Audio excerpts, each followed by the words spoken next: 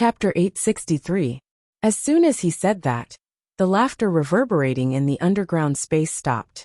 Everyone held their breaths, revealing a faint expression of excitement and anticipation. Yu Qianqiu smiled faintly at the people in the tunnel. I'm currently making preparations in the immortal world. The day we go to the immortal world to conquer the world is not far away. The countdown has already begun. How long more? Nongzhu asked excitedly. Actually, this was what everyone wanted to know as well. Yu Qianqiu smiled but didn't answer. He looked around the crowd and asked, Is Sikongju here yet? As soon as he said that, someone shouted from the back of the crowd. Sikongju immediately teleported in front of him and bowed. Greetings, torture envoy. Yu Qianqiu nodded and said, I've established a merchant association in the illusionary immortal city in the immortal world. It will be the starting point for everyone to establish a foothold in the immortal world. The name of this merchant association is World Merchant Association. Do you understand what I mean? World Chamber of Commerce. Whispers and whispers immediately sounded in the crowd. Sikongju suddenly raised his head. His tightly clenched fists were faintly trembling as he said respectfully, Sikongju doesn't know what torture envoy's intention is. Please enlighten me. Whether you really don't know or not, the reason why I named this merchant association, the World Merchant Association, is very simple. Firstly, it's to commemorate your master Yin Baikong. But do you know why I want to commemorate Yin Baikong? Yu Qianqiu's gaze slowly swept across the crowd as he said with a solemn expression, I wouldn't know if I didn't make a trip to the immortal world. Cultivators like us, even if we go to the immortal world, we will still be vagrant cultivators with no one to rely on. The immortal world is filled with rich and powerful families. They rely on their strength to bully the weak. They are all ruthless fellows. Even if we go to the immortal world, we will still face many dangers. In the end, whether we can stand firm or not depends on whether we, the cultivators of the mortal world, are united or not. The reason why I named the Merchant Association the World Merchant Association is that I hope everyone can remember that Yin Baikong died fighting against the cultivators of the underworld. The people we will come into contact with in the future will definitely not only be from the immortal world, but also those from the underworld. In short, we the cultivators of the mortal world must unite. Once we are divided and our strength is scattered, only death will await us. Everyone instantly sank into silence. In fact, there was no need for Yu Qianqiu to say it. Everyone who had been tempered for a long time understood in their hearts that as long as there were people, there would be grudges. The more people there were, the more it was like this. Bullying the weak and fighting and killing were definitely unavoidable. Whether it was the cultivation world of the human world or the immortal world, it was the survival of the fittest. This kind of thing could only be faced bravely. It was impossible to hide even if one wanted to. Yunantian, who was wearing a white cloak, walked out. He cupped his hands towards Yu Qianqiu and said, You worry too much, torture master. We all know this, and we have already discussed it. With our cultivation, even if we reach the immortal world where experts are as common as clouds, we definitely won't be enough to fill the gaps between their teeth. However, we are very confident in the disciplinary master, and have already made up our minds to follow the disciplinary master to the end of our lives, and conquer a place of our own in the immortal world. No matter what happens in the future, at least for now, none of us will allow a black sheep to appear among us. We will keep an eye on each other. If someone does something wrong to everyone, let alone the disciplinary master, even we won't let him go. It's good that you all understand. Yu Qianqiu looked around at the crowd and nodded. If anyone does something wrong to me and everyone else, I promise to make him suffer a fate worse than death. But then again, everyone here is an overlord in the human world. I have no reason to order you around. When we have enough strength in the immortal world, we will give everyone a chance to establish our own power. As he said this, he casually took out a jade archive and handed it to Yunantian, saying, I don't know much about the immortal world either. Here are some things I know about the immortal world. Take it and make a copy for everyone. Before we go to the immortal world, let's try to get a general understanding of the immortal world, so that we don't know anything when the time comes. Also, make arrangements for the human world as soon as possible. I don't want any trouble to befall our headquarters in the human world after we go to the immortal world. All of you better restrain your own people. Don't meddle in the affairs of the human world anymore. Focus on your cultivation. If anyone's subordinates cause any trouble, I will make them pay for it. I won't hold back. Yes, disciplinary master. The crowd saluted in unison. Nongzhu looked at Yu Qianqiu from the side and sighed inwardly. That scum of the cultivation world back then had now become the true controller of the human world and the cultivation world. Moreover, he had begun to extend his influence to the immortal world. Things were indeed different now. Yu Qianqiu didn't say much. Everything that needed to be said was written in the Jade Archive. A white mist filled the underground space. When the white mist dissipated, Yu Qianqiu was nowhere to be seen. The quiet crowd immediately became restless again. They fought to be the first to copy the Jade Archive from Yu Nanshan's hands. The construction on the mountaintop of the hallucinatory Immortal City's World Chamber of Commerce was progressing very quickly. The magnificent building on the mountaintop was already taking shape.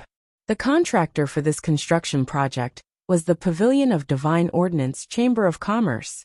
It was said that the Pavilion of Divine Ordnance had gathered all the skilled craftsmen in the immortal world in the field of construction. No matter how complicated or exquisite a building was, they could build it for you. Moreover, they were known for their perfect quality. They were very famous in the immortal world. Almost all the major sects in the immortal world had hired them to build important buildings. Of course, the cost was much higher than the others.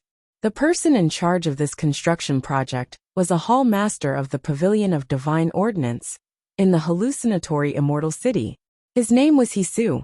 For the past few days, whenever Hisu saw Yu Qianqiu wandering around the mountaintop, he would get a headache. The main reason was that Yu Qianqiu was always trying to come up with creative ideas to add to the designs that had already been finalized. In truth, it would have been fine if Yu Qianqiu had said all of his ideas in one go. However, this fellow would always come up with new ideas, giving the Pavilion of Secrets a headache. One day, Yu Qianqiu suddenly found Hisu and requested to raise the building's foundation by 1 floor. He wanted to turn the top floor into a platform. Then, he wanted to add an octagonal flying beam roof that was half the size of the platform. The reason for this idea was that Yu Qianqiu suddenly thought of creating a place on the top floor where he could bask in the sun during the day and watch the stars at night. Even if it was raining, he could still enjoy the scenery from a high vantage point. Hisu's expression twitched. He had the urge to slap Yu Qianqiu twice. The tallest building in the hallucinatory Immortal City was only 6 stories tall. However, Yu Qianqiu had forcibly increased the height of a 12-story building to 22 stories. Now he wanted to add another floor. No one in the entire immortal realm had ever seen such a tall building. Putting aside the difficulty of construction, the most important thing was whether this fellow would add a few more layers later on. Sect Master Yu, there's something I have to remind you of. Hisu did his best to maintain his composure. You keep increasing the height, and it's a huge test of the building's bearing capacity. If you insist on adding another floor, you'll have to replace all the bearing columns at the bottom. You'll have to use 32 pieces of iron Phoebe that are over 10,000 years old. What's the price of 32 pieces of iron Phoebe? Wei Chuanxiu, who was following behind, interjected nervously. How could he not be nervous? The building that was originally priced at 800 million had been raised to 1,800 million by Yu Qianqiu, and the extra money was coming out of his own pocket. It would be strange if he wasn't nervous. Bat King Wei, it's not ordinary iron Phoebe, but 32 pieces of iron Phoebe that are over 10,000 years old. Hisu solemnly reminded Yu Qianqiu, then added, each piece of 10,000-year-old iron redwood costs around 10 million divine grade spirit stones. So 32 pieces would cost 320 million divine grade spirit stones. Moreover, this kind of renovation will cost us a great deal of energy. So you must add another 500 million divine grade spirit stones for this renovation. Another 500 million? Wei Chuanqiu's eyes widened in shock. Bat King Wei, take out another 500 million. Yu Qianqiu reached out his hand disapprovingly. Wei Chuanxiu staggered several steps back, shaking his head in fear. I won't give you any more spirit stones. Who knows when you'll be done with this again and again? I really don't have much spirit stones left. You've almost squeezed them dry. I really can't afford it anymore. Think of another way. Why should I give up what's near at hand and seek what's far away? Yu Qianqiu immediately threw out the words that Wei Chuanxiu had strongly urged him to join them in the past, pulling Wei Chuanxiu back with a beaming smile. If you're worried, how about this? I'll use something as collateral. What do you think? Wei Chuanxiu shook off Yu Qianqiu's hand, groaning in pain as he scratched his head like a madman. When he was done venting, he said word by word to Yu Qianqiu, Yu Qianqiu, I'm warning you, this is definitely the last time. There won't be a next time. With that said, Wei Chuanqiu turned around and threw a storage bracelet to Yu Qianqiu. Yu Qianqiu counted and found that the number was not bad. Waving the storage bracelet, he said to Wei Chuanqiu, Bat King Wei, don't worry, I promise you, this is definitely the last time. Shut up. Wei Chuanqiu's face twitched as he pointed a finger at Yu Qianqiu. Don't say the word promise to me again. Count how many times you've said promise to me. With that, Wei Chuanqiu immediately left, angrily sitting behind Yun Peng in the distance, not looking at them anymore. Yu Qianqiu was stunned. He turned around to look at the magnificent building that was still under construction, and for the first time, he realized that he really shouldn't continue with the changes. He handed the storage bracelet in his hand to Hisu. This is the last time, just build it according to what I said just now. After counting the spirit stones, Hisu didn't say anything else, as long as it was paid. Everything else was not something he should be concerned about. He cupped his hands at Yu Qianqiu, then went back to make the arrangements. A month later, a magnificent building that stood at the peak of the mountain, with 23 floors and a height of more than 80 meters, finally appeared. Apart from the height of the mountain, this building was definitely the tallest building in the immortal realm. It was different from the other buildings in terms of beauty and grandeur, standing between the heavens and the earth, almost causing the entire immortal realm to gasp in awe. Chapter 864. The excitement caused by the words World Chamber of Commerce, written on the mountain, had just subsided when World Chamber of Commerce's grand skyscraper appeared once more, attracting the attention of many in the world of immortals. Some people who had yet to see the waterfall couldn't help but run over to take a look when they heard of the grand skyscraper. Some people who had seen World Chamber of Commerce's waterfall were on their way back. When they heard the news, they immediately cursed the World Chamber of Commerce for being a troublemaker. But cursing was cursing. They turned around and rushed back to World Chamber of Commerce. In the end, the tourist craze this time was even greater than before. For a time, the air around World Chamber of Commerce was bustling with activity. Streams of light gathered from all directions and stopped in the air to watch, all of them marveling at the majesty and grandeur of the building. Little did they know that even Hisu and the others from the Pavilion of Heavenly Secrets, who had built this skyscraper, had stopped and stared for a long time before leaving World Chamber of Commerce. They inwardly marveled at its grandeur, wondering if they had really built this building themselves. Hisu, who had been tormented by Yu Qianqiu all this time, no longer had a headache. Because he had never had the experience of building such a skyscraper, he had encountered many problems during the construction. Instead, some of Yu Qianqiu's advanced ideas had helped him resolve many of the problems. Sometimes Hisu even sighed inwardly. It was a pity that Yu Qianqiu hadn't joined the Pavilion of Heavenly Secrets. Otherwise, a master of construction would have risen in the world of immortals. Hisu also understood that with the completion of this skyscraper, his position in the Pavilion of Heavenly Secrets would rise. His name would also spread throughout the world of immortals through this building. There was no doubt that it would bring great benefits to the Pavilion of Heavenly Secrets in the future. At the top floor of the Jade Pavilion, Wei Chuanqiu stood joyfully in front of the white jade railings at the edge. He looked at the world and sighed at the majesty of this building. He felt like he was standing on the shoulders of a giant that had never been surpassed before. It was a wonderful feeling. Previously, he had spent a huge sum of money to build it, and it had caused him great heartache. He had even ignored Yu Qianqiu for a while. Now, under the gazes of tens of thousands of people, he felt that Yu Qianqiu did not do anything wrong. Among the crowd watching from the air, there were people who wanted to personally land on this tall building to experience it, who knew that before they could even get close, Wei Chuanqiu's gaze was like lightning as he suddenly stared at them. In a low and cold voice he shouted, "The world commerce has not opened yet. If anyone dares to trespass without permission, don't blame me, Wei Chuanqiu, for killing them." Immediately, some of the restless people did not dare to step forward. Everyone could only watch from afar. One must know that there was another person who had always been at odds with Wei Chuanqiu, and that was White Cloud Mountain Master Yun Peng, who was equally as famous as Wei Chuanqiu. For Wei Chuanqiu to say these words without Yu Qianqiu's permission, it was as if he was treating this place as his own home.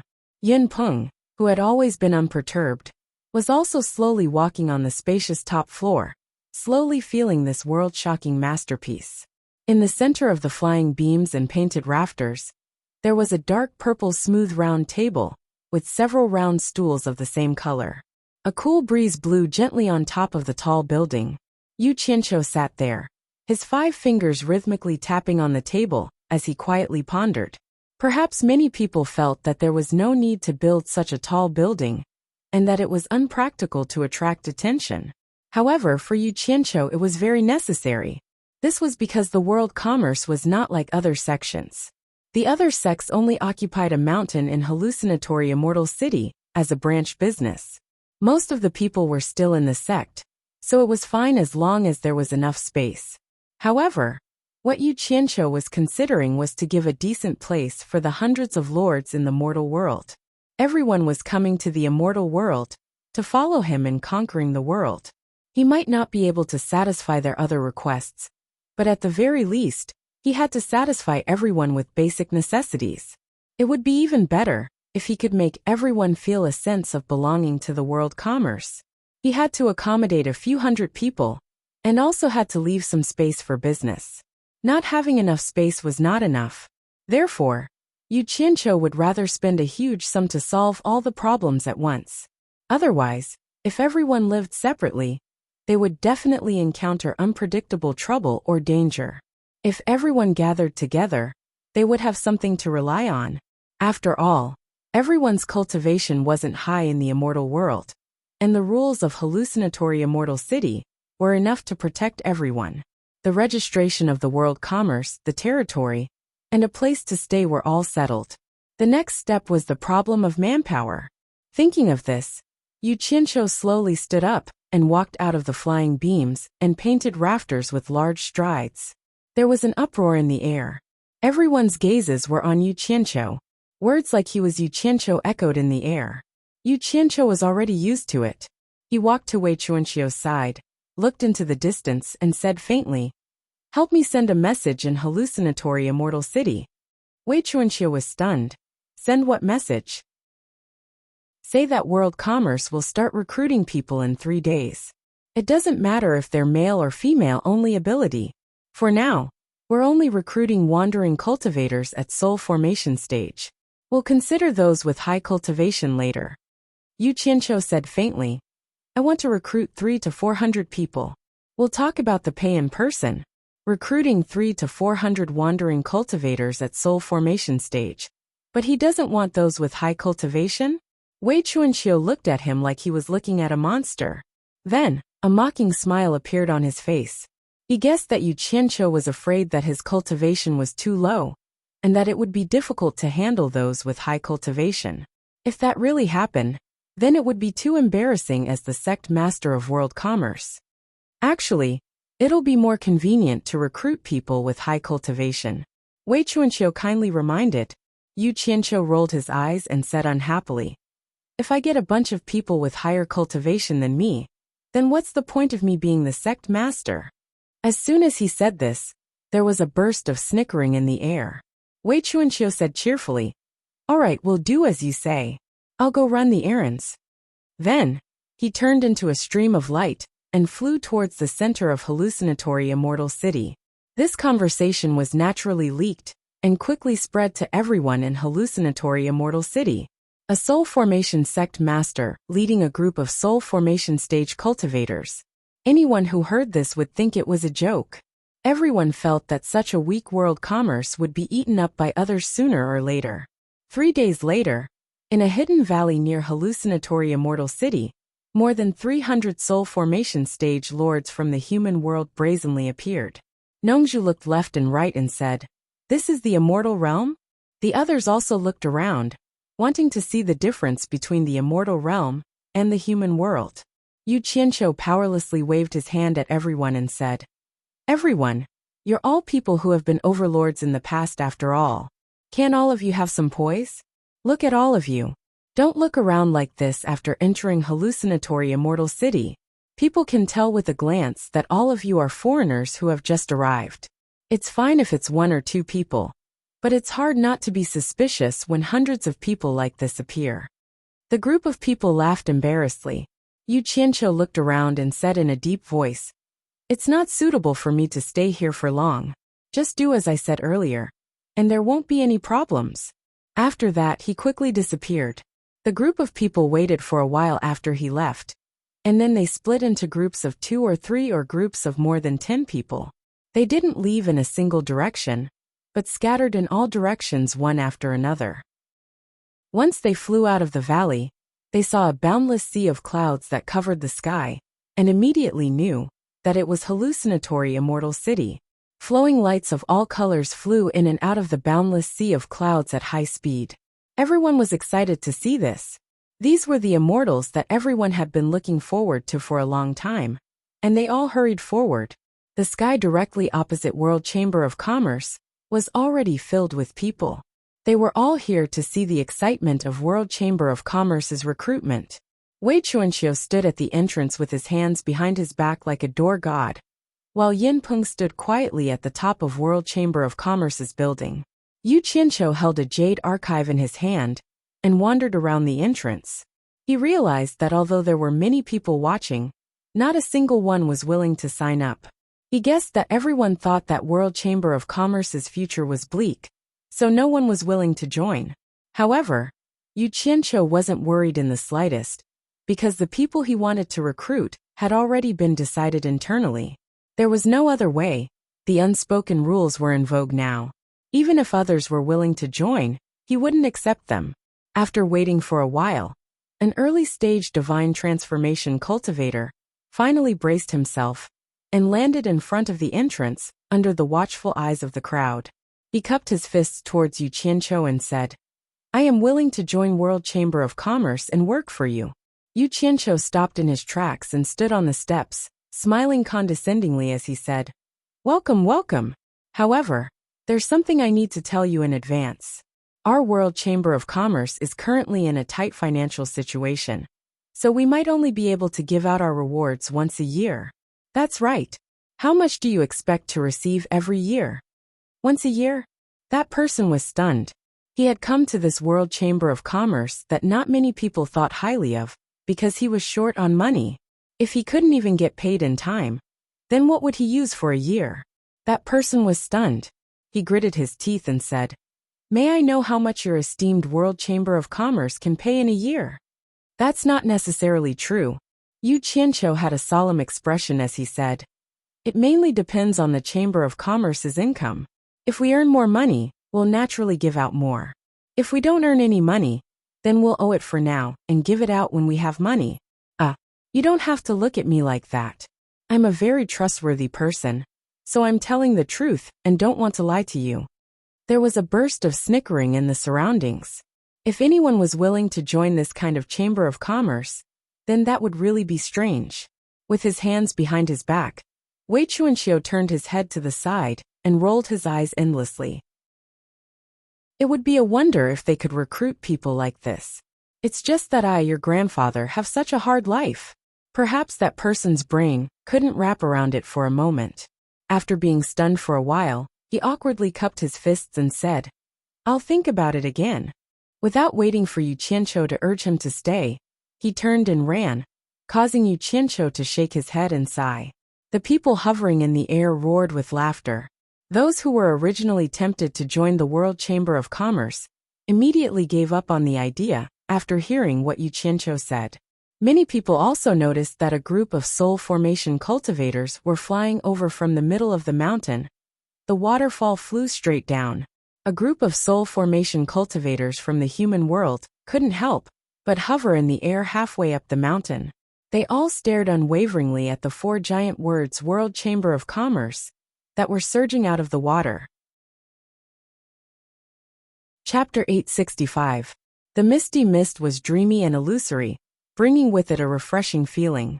When the soul formation cultivators from the mortal world saw these four large words, they suddenly felt a shock that cleansed their hearts. Under the washing of the waves, the four large words emitted a hua-hua sound, as if it was a shocking four-word mantra. Although they already knew that Yu Qianqiu had established the World Commerce Association in the immortal world, they didn't know that Yu Qianqiu had actually created such a magnificent thing. In the immortal world, no one understood the meaning of these four words better than them. It was the #1 commerce association established by a peak expert in the mortal world. However, in order to resist the invasion of the outside world, that peak expert would rather die than submit, and had already died in battle. The World Commerce Association here was clearly a continuation of the mortal world. Its glory in the immortal world needed everyone to work together to write and carry forward. From the moment they saw these four words, everyone felt a heavy responsibility on their shoulders. This was especially so for Sikongju. When he saw these four huge words, his entire body trembled. Although he forcefully suppressed the excitement in his heart, his eyes could not help but turn red. His mind instantly recalled the black-robed figure under the pine tree. Looking at the surrounding verdant green mountains, only this mountain was completely bare rock. It was so barren, but it seemed incomparably unyielding, standing tall in the immortal world with an extraordinary aura. Stubborn, tenacious. When everyone raised their heads, they could see the majestic building at the top of the mountain. Was this the World Commerce Association that Yu Qianqiu had single-handedly established in the immortal world? Everyone couldn't help but ask themselves. As soon as they entered Illusory Illusion City, they were shocked by the numerous buildings that were connected by a myriad of mountains. All of them knew that every single mountain here represented a power in the immortal dimension. Every streak of light that brushed past them represented a realm that they couldn't surpass, a realm that they had been chasing after in their dreams. An enormous pressure filled their hearts, filling them with a sense of powerlessness. They couldn't help but ask themselves, can we really open up a world that belongs to us here? All of his hesitation disappeared when he saw the words World Chamber of Commerce. His mind instantly became clear and his courage multiplied. They didn't expect that Yu Qianqiu would be able to single-handedly establish a foundation in this unfamiliar place, filled with tens of thousands of sections. The World Commerce Association already had a foothold in the immortal world. None of them were 3-year-olds. They knew that luck alone was not enough.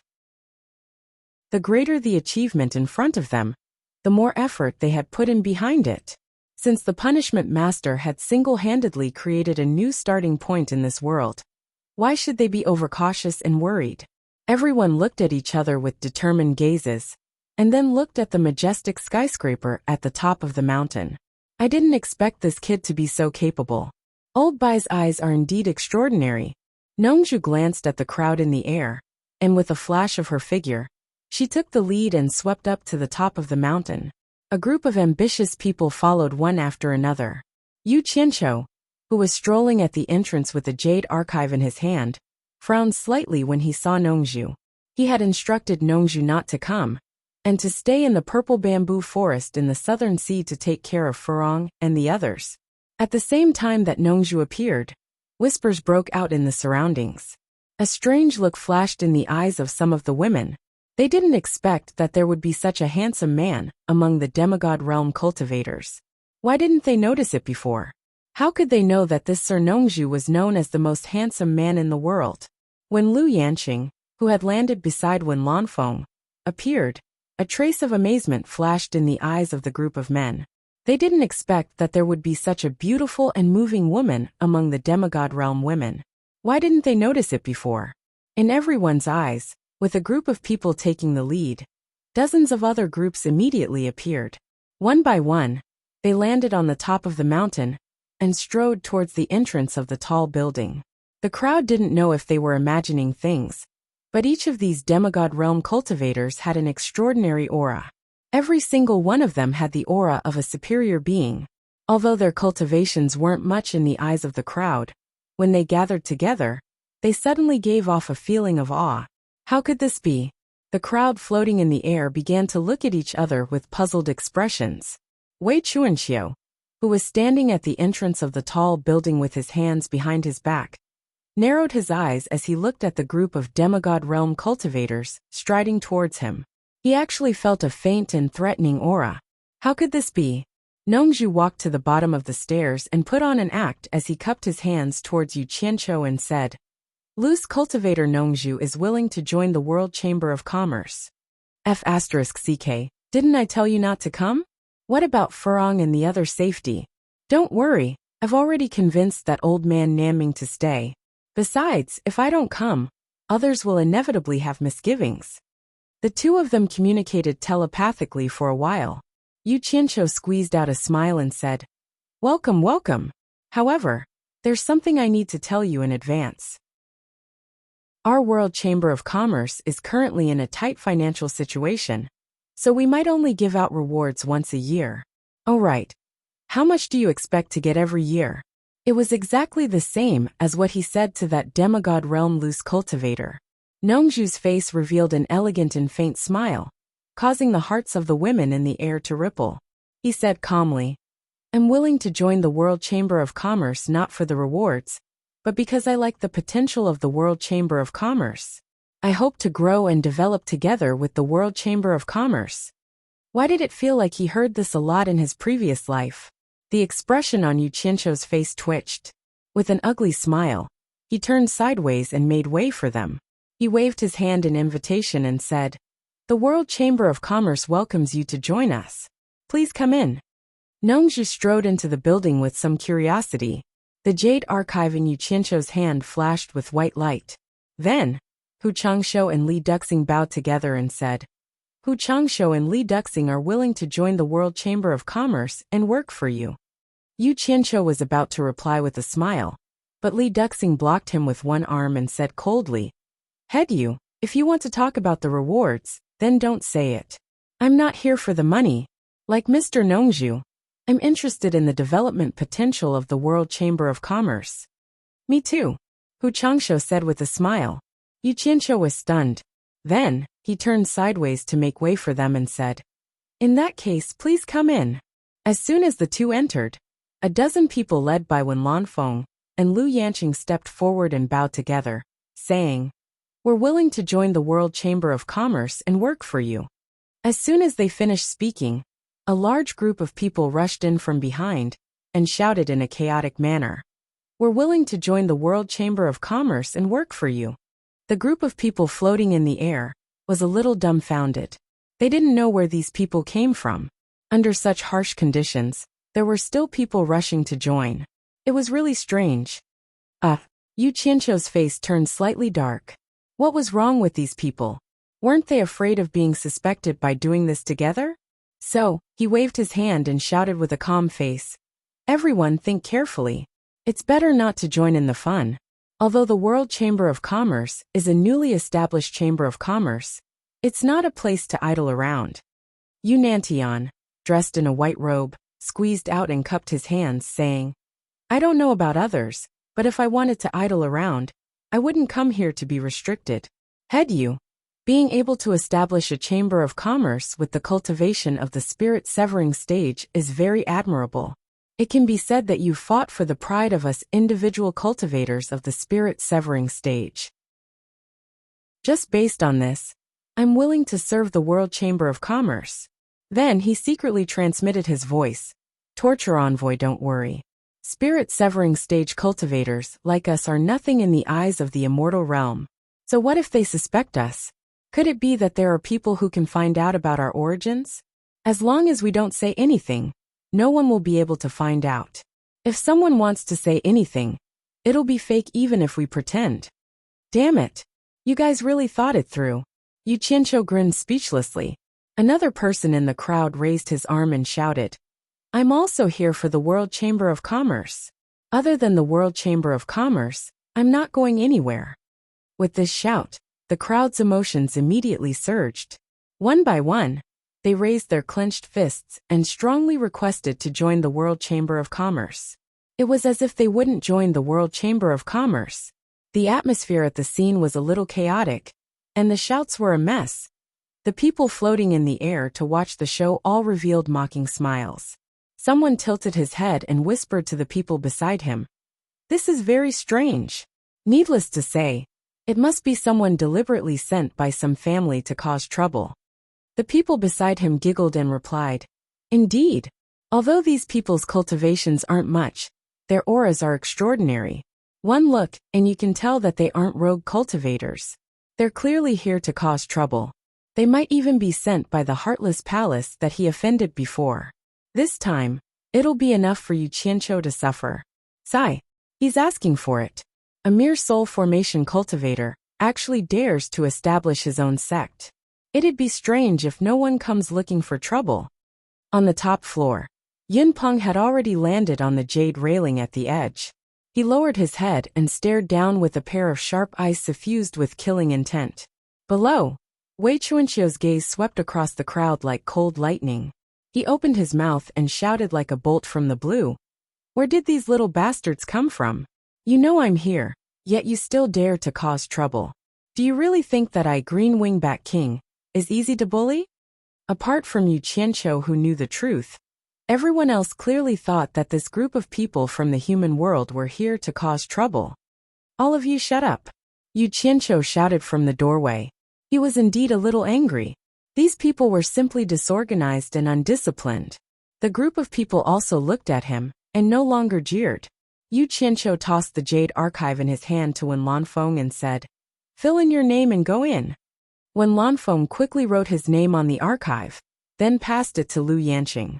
Just like that, the jade archives were passed down one by one, and the crowd entered the building one by one. Wei Chuanqiu, who was standing guard at the side, was starting to panic.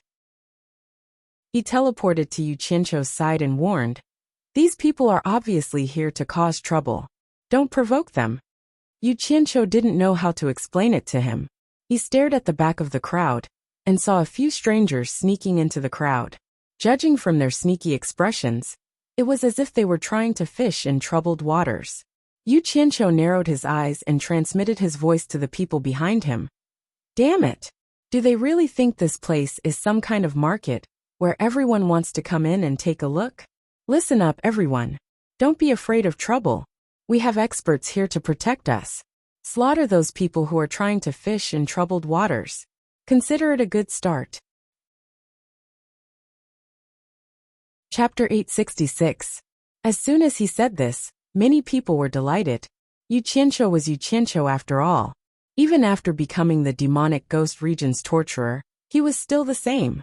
There was nothing he didn't dare to do, even in the immortal realm. However, since the torturer had spoken, then everyone had to do it. There was nothing much to say. Shu Exayan tilted her head and glanced at the person who had just interrupted her. She turned around and glared at him angrily. That person was startled, but immediately nodded and smiled in a friendly manner. However, to his surprise, Shu Exayan didn't say a word. Instead, she waved her hand and slapped him across the face. She shouted sternly, "How dare you touch this old lady's butt?" That person was about to lose his temper after being slapped, but when he heard this, he hurriedly waved his hand and said, "You've misunderstood. I didn't touch it." Someone next to him immediately sneered and said, "Damn it! If it wasn't you, then were we the ones who did it?" Then someone else said, "I'm ashamed to be associated with such scum. F***ck him." Before he could finish his sentence, a bunch of fists and kicks swarmed him. The wronged person was instantly buried by the crowd as he screamed in pain. This chaos immediately caused an even bigger commotion. Someone here shouted, "How dare you steal my stuff?" Someone there immediately shouted, "Why did you knock into me?" The scene of fighting and killing immediately became a mess, mixed with shrill cries of pain. A bloody person rushed up, and immediately, a dozen or so flying swords flew out to kill him, creating a rain of blood. A few pieces of the fallen corpse were swatted away by someone's palm. The chaos of fighting and killing ended in a short while. A few mutilated corpses were kicked out of the crowd. The group of demonic transformation cultivators acted as if nothing had happened and slowly walked forward with the group. One by one, they wrote their names on the jade archives, then entered the building. However, the bloody footprints that led straight to the World Commerce Guild's building were exceptionally glaring. There were also a few corpses that were so badly mutilated that they didn't even look human. The commotion below caused the group of onlookers to be dumbstruck. This recruitment scene was truly lively. This group of soul formation stage fellows were truly bold. They actually dared to make a move in the illusory immortal city. Some of the people in the sky had gloomy expressions. They had personally witnessed their own disciples being beaten to death, so it would be strange if they were in a good mood. These disciples who were killed were spies that some sects wanted to plant in the World Commerce Chamber of Commerce, who knew that they would be eliminated before they could even begin. What depressed some people the most was that they could only watch as their disciples were beaten to death, but they couldn't do anything to stop it. Otherwise, anyone with a discerning eye would be able to tell that it was someone sent by their sect. He had never seen such a group of people who didn't follow the rules. They didn't have any scruples at all, and just made a move. Just like that, several hundred people entered the World Commerce Chamber's building. Wei Chuanqiu watched everything that had just happened dumbstruck. From time to time, he would turn his head to look at the people walking around laughing and joking in the lobby. This group of soul formation stage wandering cultivators really had guts. When did soul formation stage cultivators have more guts than me? He swallowed his saliva and asked Yu Qianqiu with difficulty. Yu Qianqiu, are you sure you want to recruit this group of people? Unexpectedly, Yu Qianqiu looked at him with a gloomy expression and said in a low voice, Bat Kingwei, please make a trip to the Chamber of Commerce Alliance to make a report. Just say that some sects are suspected of deliberately sending people to cause trouble during our World Commerce Chamber's recruitment. A few people have been killed here. You must ask the Chamber of Commerce Alliance to investigate the mastermind behind the scenes and give justice to our World Commerce Chamber. Make a report? Wei Chuanqiu was startled. He felt that the words make a report sounded familiar. After hesitating for a while, he saw Yu Qianqiu's face surge with anger. If you're not going, then I'll go. All right, I'll go. Wei Chuanqiu's body turned into a stream of light and flew away. Who asked him to invest so much money into the World Commerce Chamber? He was still waiting for the sect Master Yu to give him more money. The group of onlookers in the air nodded thoughtfully when they heard this. Indeed, Yu Qianqiu thought the same as them. They also suspected that someone had deliberately come to cause trouble. However, they were more suspicious of those people who had entered the World Commerce Chamber's building. Those people were more likely to be here to cause trouble. Many people even thought that perhaps Yu Qianqiu wanted to deliberately calm the people inside, and then invite the Chamber of Commerce Alliance to wipe them out. At this moment, Yu Qianqiu also cupped his hands towards the group of people in the air, and said in a clear voice, I'm really sorry to have let everyone see this joke. It was not my wish for this to happen. From now on, the World Commerce Chamber will temporarily stop recruitment until the Chamber of Commerce Alliance has investigated this matter. Not long after, Wei Chuanqiu brought 2 golden-robed men. As soon as the 2 men arrived, some people in the crowd began to quietly leave. With someone taking the lead, the others thought about it and did not want to cause trouble, so they also silently dispersed in all directions. In the blink of an eye, the crowd of onlookers was completely gone. The 2 golden-robed men turned the corpses over and examined them several times. They found that the corpses were already badly mutilated, and their original faces could not be seen clearly. The strangest thing was that they could not even find a storage bracelet or storage bag on their bodies. If there were, perhaps they could find some clues from inside. Yu Qianqiu, who accompanied the examination, also felt that it was a little strange at this moment. Even if they were itinerant cultivators, they should not be unable to even hang a storage bag, right? He then looked back at the people wandering in the building with some doubts. In fact, his suspicions were not wrong. The things on the bodies of these dead people had been taken advantage of by some people inside. They had gotten a taste of robbing things in the divine ruin realm, and could not help but steal it. After the two golden-robed men finished their examination, they looked at each other and shook their heads slightly. Clearly, they did not find anything. One of them turned around and asked, "Sect Master you, what evidence do you have to prove that these people were deliberately sent by some sect to cause trouble?" "It's very simple. I don't have any enemies in the immortal world. And look at them." Yu Qianqiu pointed to the corpses and said, "They don't even have a storage bag on them. It's fine if it's just one, but all of them are like this. It's clearly a premeditated move. This is the best evidence." Wei Chuanqiu, who was at the side, rubbed his chin in doubt. He seemed to have seen these people mix into the crowd with storage bags on their bodies. Why were they gone? The golden-robed man sneered in his heart. "The matter of you killing the disciples of Heartless Palace in the Divine Ruin Realm is already known to the world. And you still say you don't have any enemies?" He then frowned and said, "Then who killed them?" "They killed each other. Many people can prove it." Yu Qianqiu looked around and saw that there was no one around. He said in a daze, "The onlookers just now all saw it with their own eyes." The golden-robed man's gaze followed the bloody footprints and extended to the crowd in the building. He snorted coldly and said, "What a coincidence. All of them killed each other. Sect leader you've seen what happened. We also believe that these people were sent by some sects to cause trouble, but we can't find any evidence at all. We can't just point fingers at any sect. I reckon that we won't be able to find anything even if we work ourselves to death. I think we should just let this matter go. It's not a big deal anyway. Sect Master what do you think?" The meaning in his words was very clear. They did not want to make a big fuss over a few insignificant people. They asked Yu Qianqiu to stop here. The reason why Yu Qianqiu complained first was because he wanted to avoid trouble first. He did not want his World Commerce Chamber to cause trouble. It did not matter to him whether they pursued the matter or not. However, he still took out 2 storage bracelets and stuffed them into the golden-robed man's hands. He said with a serious face, "I believe the Commerce Chamber Alliance's decision is the most fair." The golden-robed man checked the items in the storage bracelets. He found that there were 10,000 divine great spirit stones in each bracelet. There was nothing else. He was stunned for a moment before he realized that it was a reward from the golden-robed man. He nodded and said, "It's good that Sect Master knows this. We will take these 2 pieces of evidence back and check them carefully. I'll have to trouble Sect Master to deal with these corpses yourself. My name is Kong Hua, and he is Chao Zhenyang. If you have any problems in the future, feel free to look for us." Okay.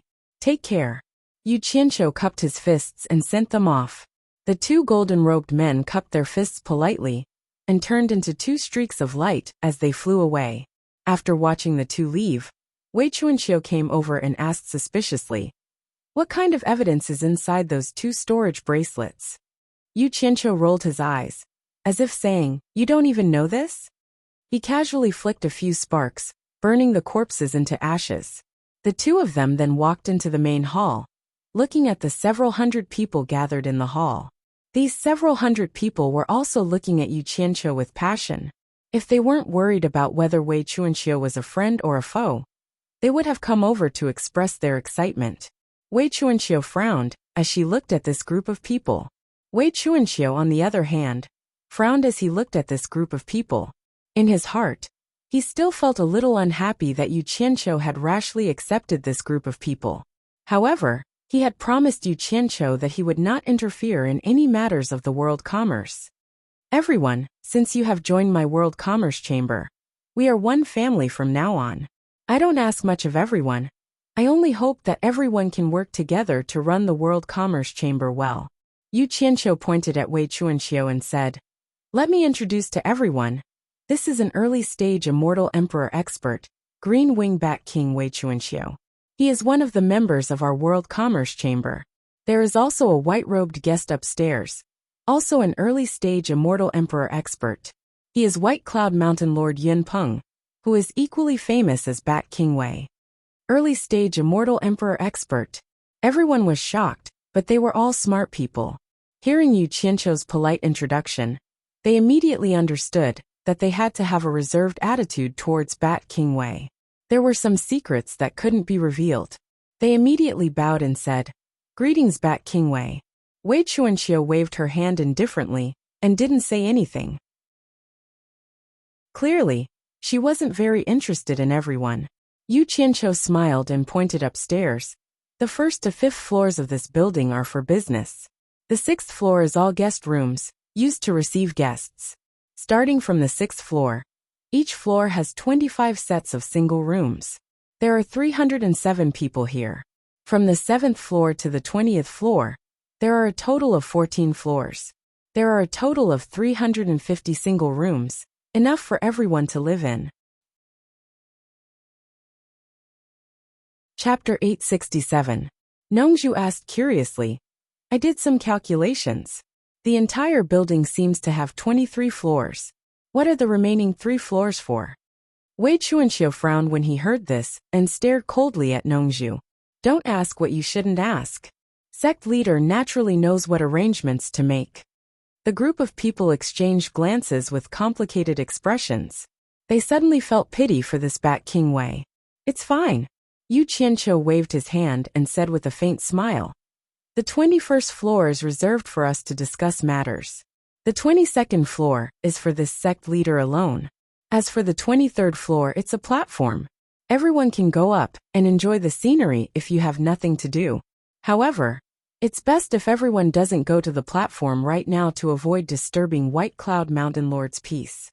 Yu Nantian, who was dressed in a white fur coat, cupped his hands and interrupted. "Sect leader Yu, you mean that we can choose any of the 350 rooms from the 7th to the 20th floor?" "Yes, we can choose any room we want. However, there's nothing much to choose. The size and layout of the rooms are all the same. The only difference is the floor. However, I have to say something up front." Yu Qianqiu swept his sharp gaze across the crowd and said, "Everyone is an independent cultivator. Normally, no one will restrict you. I won't restrict you so strictly either. However, everyone must be self-aware. Otherwise, don't blame me for being impolite. Perhaps everyone has different preferences for the location and direction of the rooms. However, it's best that everyone discuss among themselves and don't cause any trouble within the World Commerce Association. Remember, everyone must unite for the interests of the World Commerce Association. If anyone causes any internal trouble, this is absolutely not allowed. I will kill everyone I see without mercy." When he said the word independent cultivator, his tone was especially serious. It was obvious that he was referring to everyone's original identity. He wanted everyone to restrain their overlord tempers. When he finished speaking, his eyes were already faintly hiding a killing intent. Everyone instantly shivered. No one doubted the credibility of Yu Qianqiu's words. This punishment envoy would indeed not be lenient. Everyone had seen it when they were in the human world. Wei Chuanqiu also looked at Yu Qianqiu with some surprise. He thought that Yu Qianqiu would lay down a bunch of punishment for violating the rules. Who would have thought that the word kill would be a little too harsh? However, Wei Chuanqiu's brows finally relaxed a little. He didn't like this group of people in the first place, so it would be more in line with his wishes if they could be a little stricter. After everyone looked at each other, they bowed in unison and said, "Yes, sect leader." Yu Qianqiu nodded, a smile returning to his face as he said, "Everyone can choose any room from the 7th to the 20th floor. However, there is one thing to remember. Once a room is chosen, you are not allowed to change it. Whoever lived in the room should put their name on the edge of the door, so that it would be convenient to find each other if something happened. The sign should be the same. In addition, each level has to recommend 2 directors and 2 deputy directors. As for how you recommend them, that's your own business. I won't interfere. I believe that the people you recommend are the people you trust the most. However, once the recommendation is made, the others will have to obey the management. Otherwise, they will have to bear the consequences." Director and deputy director? Everyone looked at each other in bewilderment. They didn't know what the director and deputy director were in charge of. Nongzhu asked doubtfully, "What are the directors and deputy directors of this floor in charge of?" Yu Qianqiu waved his arm in a circle and pointed at the entire building. This building is our foothold in the immortal world.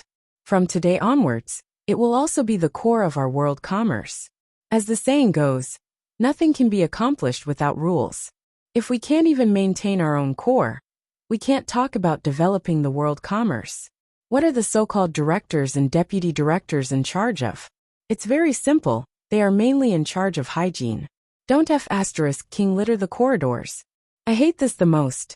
If I find anyone littering, and want to turn this building I've worked so hard to build into a garbage dump, I won't allow it. When the time comes, I will ask Bat King Wei to enforce the law. Bat King Wei. When he heard that he was in charge of this group of people, Bat King Wei immediately became spirited. He righteously cupped his fists and said, "Here." In fact, it would be more appropriate to describe it as murderous. It made the group of people shudder with fear. Oh my. He actually asked an early-stage immortal emperor expert to enforce the law. How could he let people live? Yu Qianqiu coldly swept his gaze over everyone and said, "Remember, in this building, as long as anyone dares to litter, or spit out of their mouths, you will break their teeth. I want you to break the hand of the one who threw it. I want you to break the leg of the one who kicked out. No matter who it is, don't give me face. Bat King Wei, can you do it? Don't worry. Leave this to me." Wei Chuanxiu patted his chest loudly. He had a sinister smile on his face. His small eyes flickered, as if he had already entered the state of enforcing the law. "Let me add one more point," Yu Qianqiu said indifferently. "This building is the public property of the world commerce. No one is allowed to destroy anything in this building. Everyone has the responsibility to maintain it. Bat King Wei, enforce the law as per above." Wei Chuanqiu nodded heavily and stared at the crowd with a fiendish gaze. The group of people instantly felt their hands and feet turn cold. If they weren't careful one day, they might get their hands and feet broken by this guy. Of course, I don't care how you break your own things. I don't care how dirty or messy your rooms are. That's your lifestyle. But once you leave your rooms, you have to pay attention to the image of the world commerce. I'll take care of whoever dares to mess around. Yu Qianqiu roared. "Do you all hear me clearly?" "Yes, sect leader." The group of people bowed submissively. Seeing everyone's expressions, Wei Chuanqiu clicked his tongue in wonder. He didn't know what was going on, but this group of people seemed to be quite afraid of Yu Qianqiu. It didn't seem like they were pretending, but they were really afraid. This is the reason why I asked you to recommend a supervisor and deputy supervisor. The supervisor and deputy supervisor must perform their duty of supervising the cleanliness of this floor. It's best to arrange for people to clean the floor regularly. If anyone doesn't listen to supervision, the supervisor and deputy supervisor can report to Bat King Wei. Bat King Wei will deal with the troublemakers. If Bat King Wei discovers that the cleanliness is messy, and the supervisor and deputy supervisor didn't deal with it or report it in time, then Bat King Wei will settle accounts with the supervisor and deputy supervisor of the floor in question, Yu Qian said to the crowd. The group of people was instantly speechless. They didn't expect that after all this fuss, the torture commissioner's priority was still hygiene. He didn't mention the plan to develop the World Commerce Association at all. And he even found a scary guy to manage them. But when they thought about it, it made sense. Yu Qianqiu's intentions were very clear. In the short term, the World Commerce Association probably wouldn't recruit outsiders. With no one to clean the floor, they naturally had to rely on themselves. They were all used to being bosses, so without a strong constraint, the floor might really become a mess. Then again, they finally understood. What bullshit supervisor and deputy supervisor. It turned out they were doing a thankless job. Only ghosts would be willing to do it. At this time, Yu Qianqiu took out a storage bracelet and threw it to Hu Changshu, saying, "There are 10 million divine-grade spirit stones inside. Take it and split it among everyone. Go buy some things for your rooms.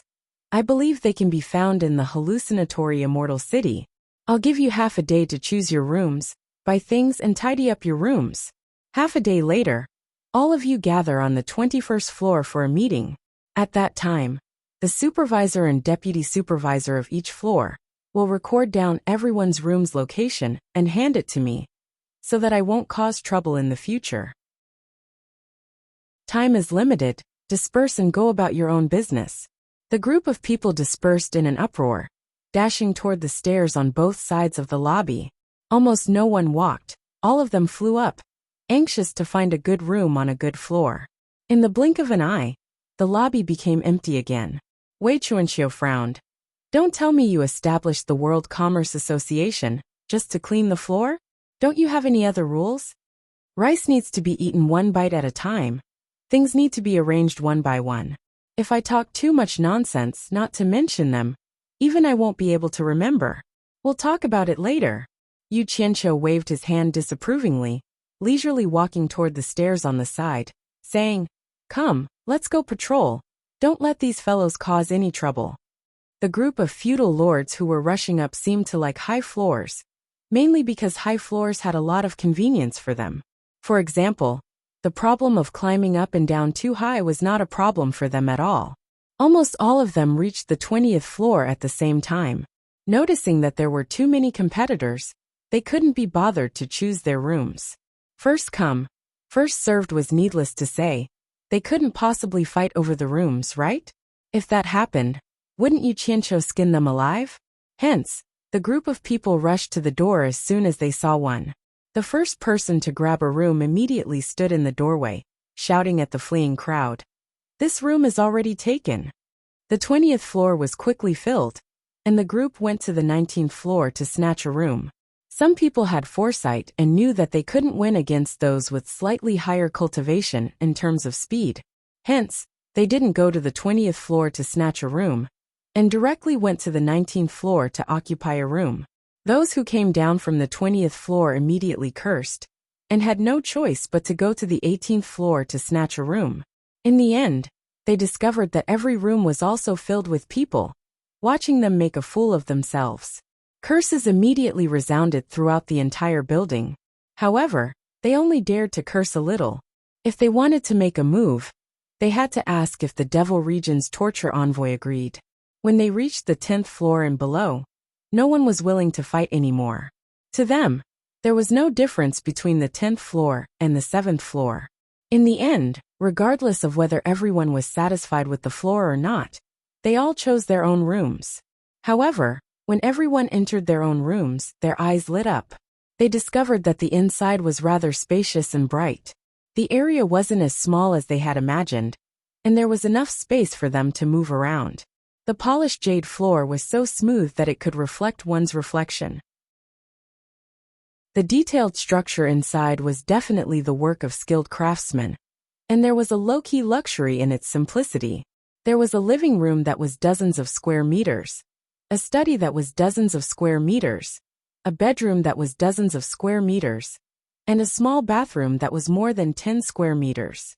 This could be seen from the sewer pipes that were arranged inside, as well as the waterproof jade walls that were embedded in the surrounding walls. Chapter 868. Apart from the washroom, the other 3 large rooms were well lit, and they all had windows that could be opened to receive light. Someone opened the window to look outside, and suddenly found that the window next door was also open. Both parties looked at each other and laughed. When everyone heard that so many people would be confined to this building, they were somewhat unhappy, and felt like they were going to be imprisoned. However, looking at the structure of the building now, Yu Qianqiu had put a lot of effort into it. From the delightful details, it could be seen that it was really a place for everyone to live, and there was no intention of confining them. What they didn't know was that Yu Qianqiu had originally planned to build a kitchen and a bathroom in every room, according to what he knew in his previous life.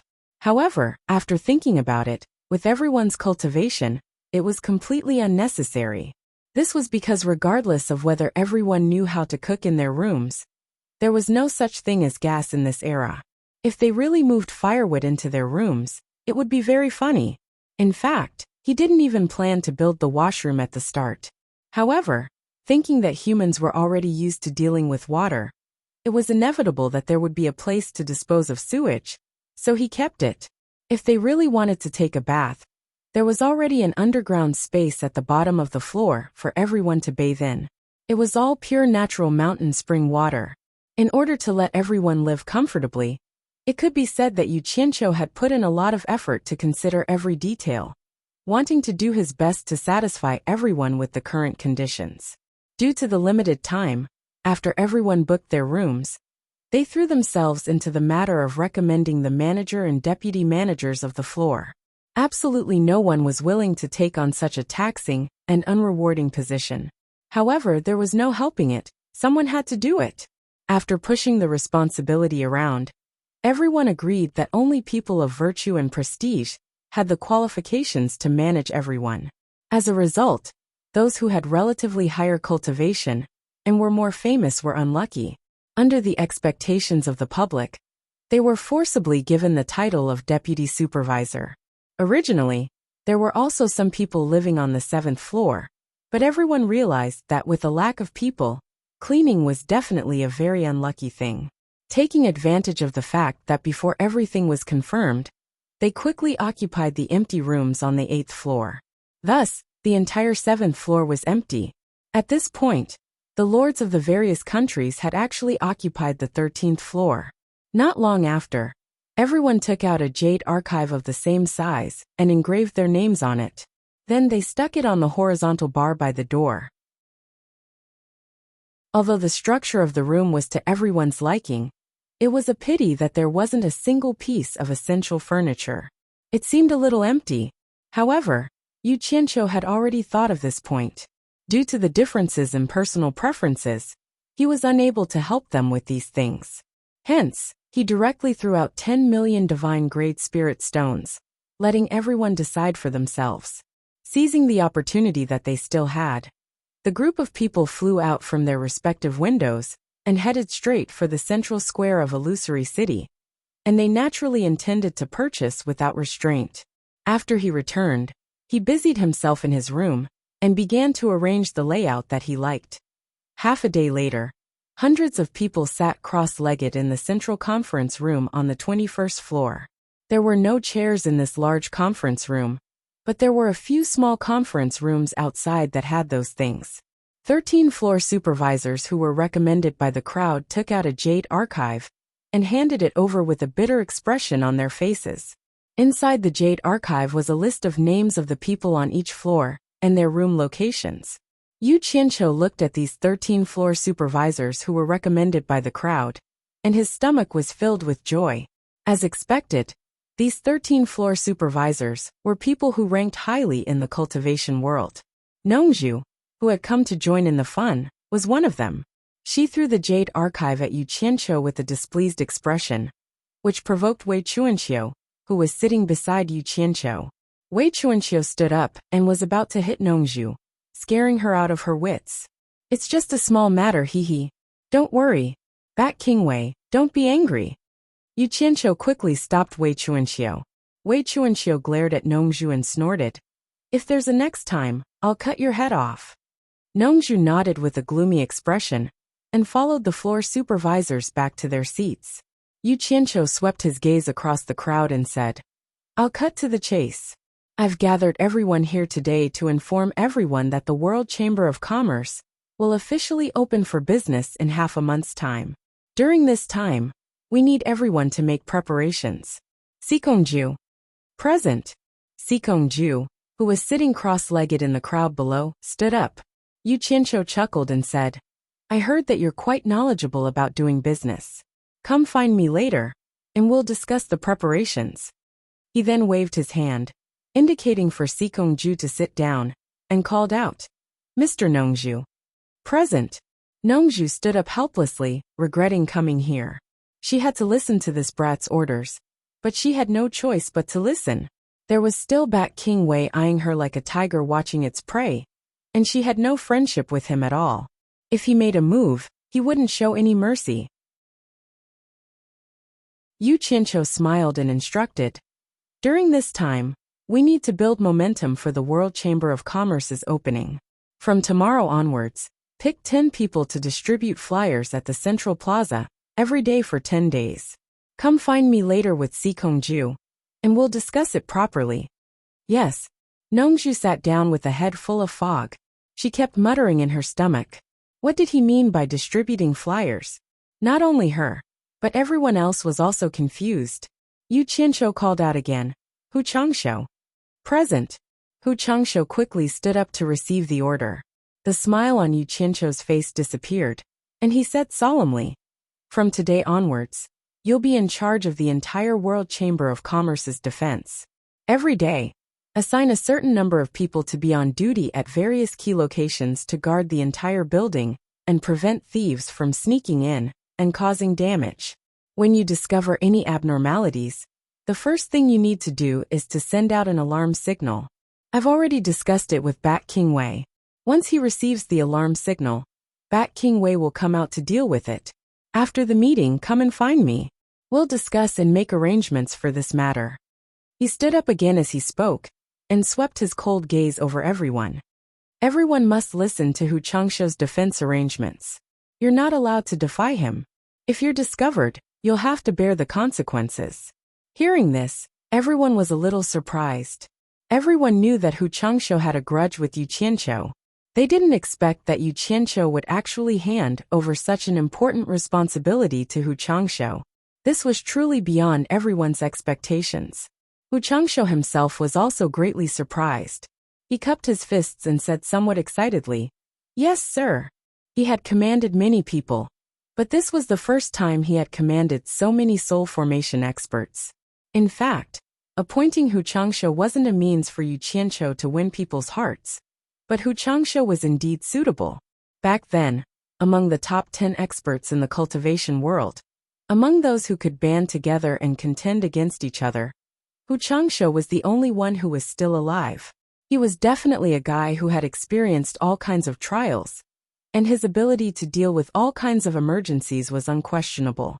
Although when Lanfeng, Li Duxing, and Nongzhu were all at the late soul formation stage, they were absolutely no match for Hu Changshou in terms of troop deployment experience. This was the reason why Yu Qianqiu put Hu Changshou in such an important position. This meeting didn't last long. Yu Qianqiu mainly wanted everyone to get used to this mode. And secondly, he wanted everyone to be prepared to accept all kinds of deployments. After the meeting, Xikongju, Nongzhu, and Hu Changshou all left with Yu Qianqiu. They sat in the small conference room again and discussed the specific matters in detail. After they finished their secret discussion, Hu Changshou immediately began to arrange people to guard the entire mountaintop. Nongzhu's handsome face wrinkled like a bitter gourd, handing out leaflets. That night, on the roof of the World Chamber of Commerce, Yu Qianqiu held a grand welcome banquet to welcome everyone to join the World Chamber of Commerce.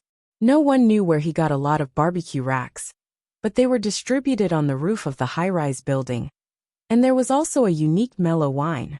After a burst of gorgeous fireworks went off with a deafening bang, the tempting aroma of barbecue and mellow wine wafted on the roof, under the endless starry sky. Wan Gu Tong's elder Wan Gai, Mythical Fire Palace's elder Huafeng, Spiritual Cultivation Sect's elder Du Nanshan, and Skyward Palace's elder Yadonglu. The 4 elders of the 4 sects gladly accepted the invitation and joined Yu Qianqiu, laughing and drinking to their heart's content. Actually, Yu Qianqiu had also invited Kong Hua and Chao Zhenyang from the Chamber of Commerce Alliance. However, due to their identities, it wasn't convenient for them to mingle with the other sects, so they tactfully declined. The entire roof was filled with the fragrance of wine and meat and laughter. In addition to the fireworks that were set off earlier, it really attracted many people to float in the night sky to watch. Later on, Yu Qianqiu personally displayed his barbecue skills to serve the elders of the 4 sections. It could be said that he gave the 4 elders enough face. Sect Master Yu, why don't you invite Bat King Wei and White Cloud Mountain Chieftain over to join in the fun? Du Nanshan tilted his head to look at Wei Chuanqiu and Yin Peng, who were standing side by the railing. The other elders also nodded in agreement. In fact, in terms of cultivation, the 4 of them were only at the late Great Immortal stage, far inferior to Wei Chuanqiu and Yin Peng. However, because of their background, they were qualified to share a table with the 2 of them. Yu Qianqiu placed a skewer of barbecued food in front of them, shook his head and smiled bitterly. You all should know that White Cloud Mountain Chieftain doesn't like crowds. Let Bat King Wei accompany him. There's no need to force it, it won't work anyway. Hearing this, the others nodded and no longer talked about Wei Chuanqiu and Yun Peng. The lords kept glancing at them. They didn't expect Yu Qianqiu to establish a good relationship with the big sects of the immortal world in such a short period of time. They couldn't help but have a little more confidence in their own future. Yu Qianqiu harvested a pile of barbecued food from the barbecue rack and placed it on the table where the elders were seated. He also sat down and smiled to them. There's a piece of news that was originally going to be announced tomorrow.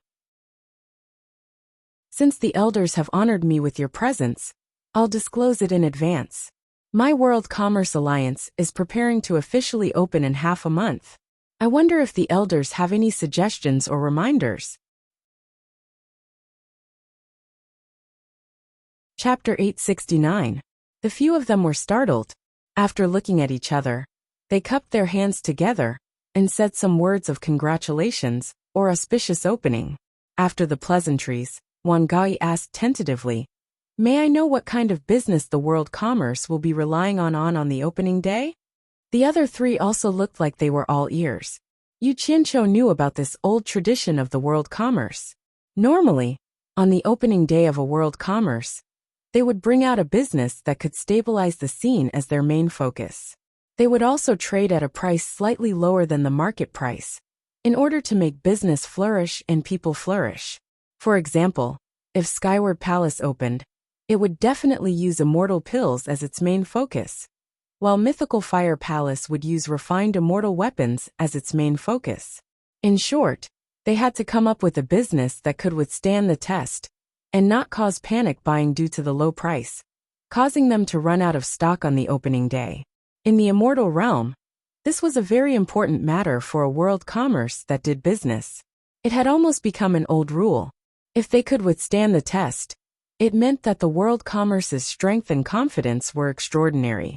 If they couldn't withstand the test, they would become a joke. Being forced to close on the opening day, if that wasn't a joke, then what was? This kind of thing often happened when some newly established world commerce opened.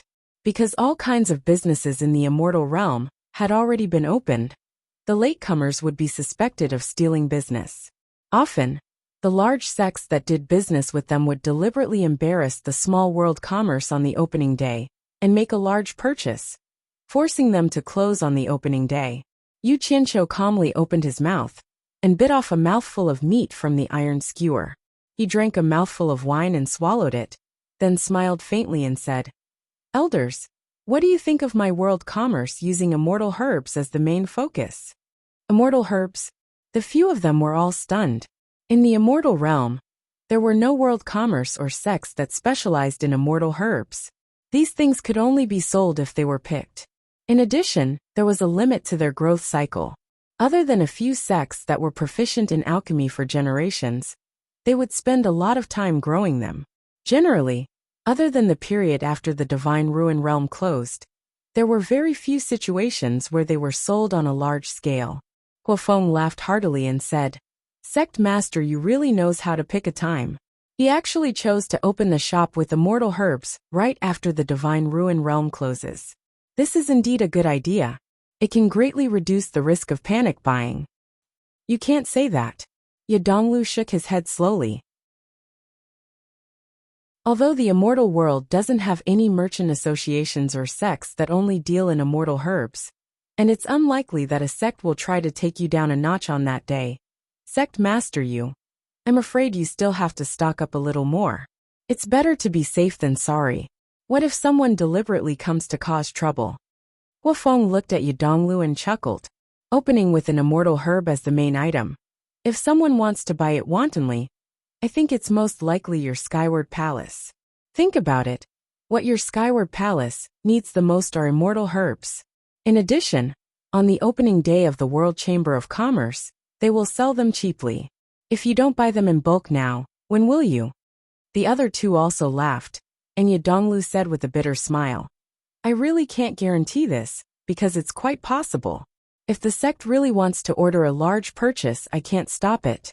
I'm just afraid that I'll feel embarrassed when I meet Sect Master Yu in the future. Elder Yu worries too much. Yu Qianqiu said with a smile. The reason why we dare to open the World Chamber of Commerce this time is because we have the strong support of Wei Fu Wang and Baiyun Mountain Lord. We can't guarantee that the main items we prepare will be able to deal with the impact on the opening day, but it's barely enough. As for the rest, we'll leave it to fate. What does it matter if we close the door on that day? I don't care. The reason why he invited these people was to deliberately leak the news first. He wanted everyone to know that the immortal herbs in his hands mainly came from Yin Peng and Wei Chuanxiu, so that there wouldn't be too many people thinking about him. Everyone laughed it off and consciously stopped dwelling on this topic. In fact, everyone knew that the opening of the World Chamber of Commerce this time wouldn't be so smooth. Even if Skyward Palace didn't make a move, Heartless Palace wouldn't let it go. During this time, Heartless Palace hadn't been doing well. Not only had they lost a lot of face in the Divine Ruin realm, even the grandson of the High Priest had been killed, and even his corpse hadn't been found. And everyone in the immortal world knew that Yu Qianqiu and Heartless Palace had formed a grudge. Coincidentally, the World Chamber of Commerce was opening at this time. Based on Heartless Palace's style of seeking revenge for the smallest grievance, it would definitely be difficult to be kind. If it wasn't for Yin Peng and Wei Chuanxiu holding down the fort in the World Chamber of Commerce, not to mention openly, they would also secretly attack Yu Qianqiu. Fortunately, there were these two experts holding down the fort, but it was estimated that it would be difficult to avoid embarrassment this time, and the twists and turns in the future would definitely be endless. Late at night, the mood was over, and the wine was drunk. The flickering charcoal fire slowly extinguished, and the people gathered on the roof also dispersed. When Lanfeng slowly walked away from the white jade railing, leaving behind a lonely and graceful figure, facing the night wind, Lu Yanqing casually pulled out the hairpin that tied her beautiful hair, and her fine black hair fluttered in the night wind. The beautiful hair that had been destroyed had once again grown back to its original state, but it was unknown whether that heart was the same as before.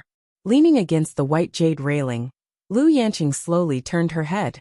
From her fluttering beautiful hair, she could see that Yu Qianqiu was sitting alone under the night sky, supporting his head with one hand and frowning in thought. She really wanted to go over and ask him. With his current cultivation, staying in the human world was enough for him to be free and unfettered. Was this not good? Why did he have to be so busy and never stop? Just as she was hesitating, Wei Chuanxiu and Yin Peng walked over together and sat opposite to Yu Qianqiu.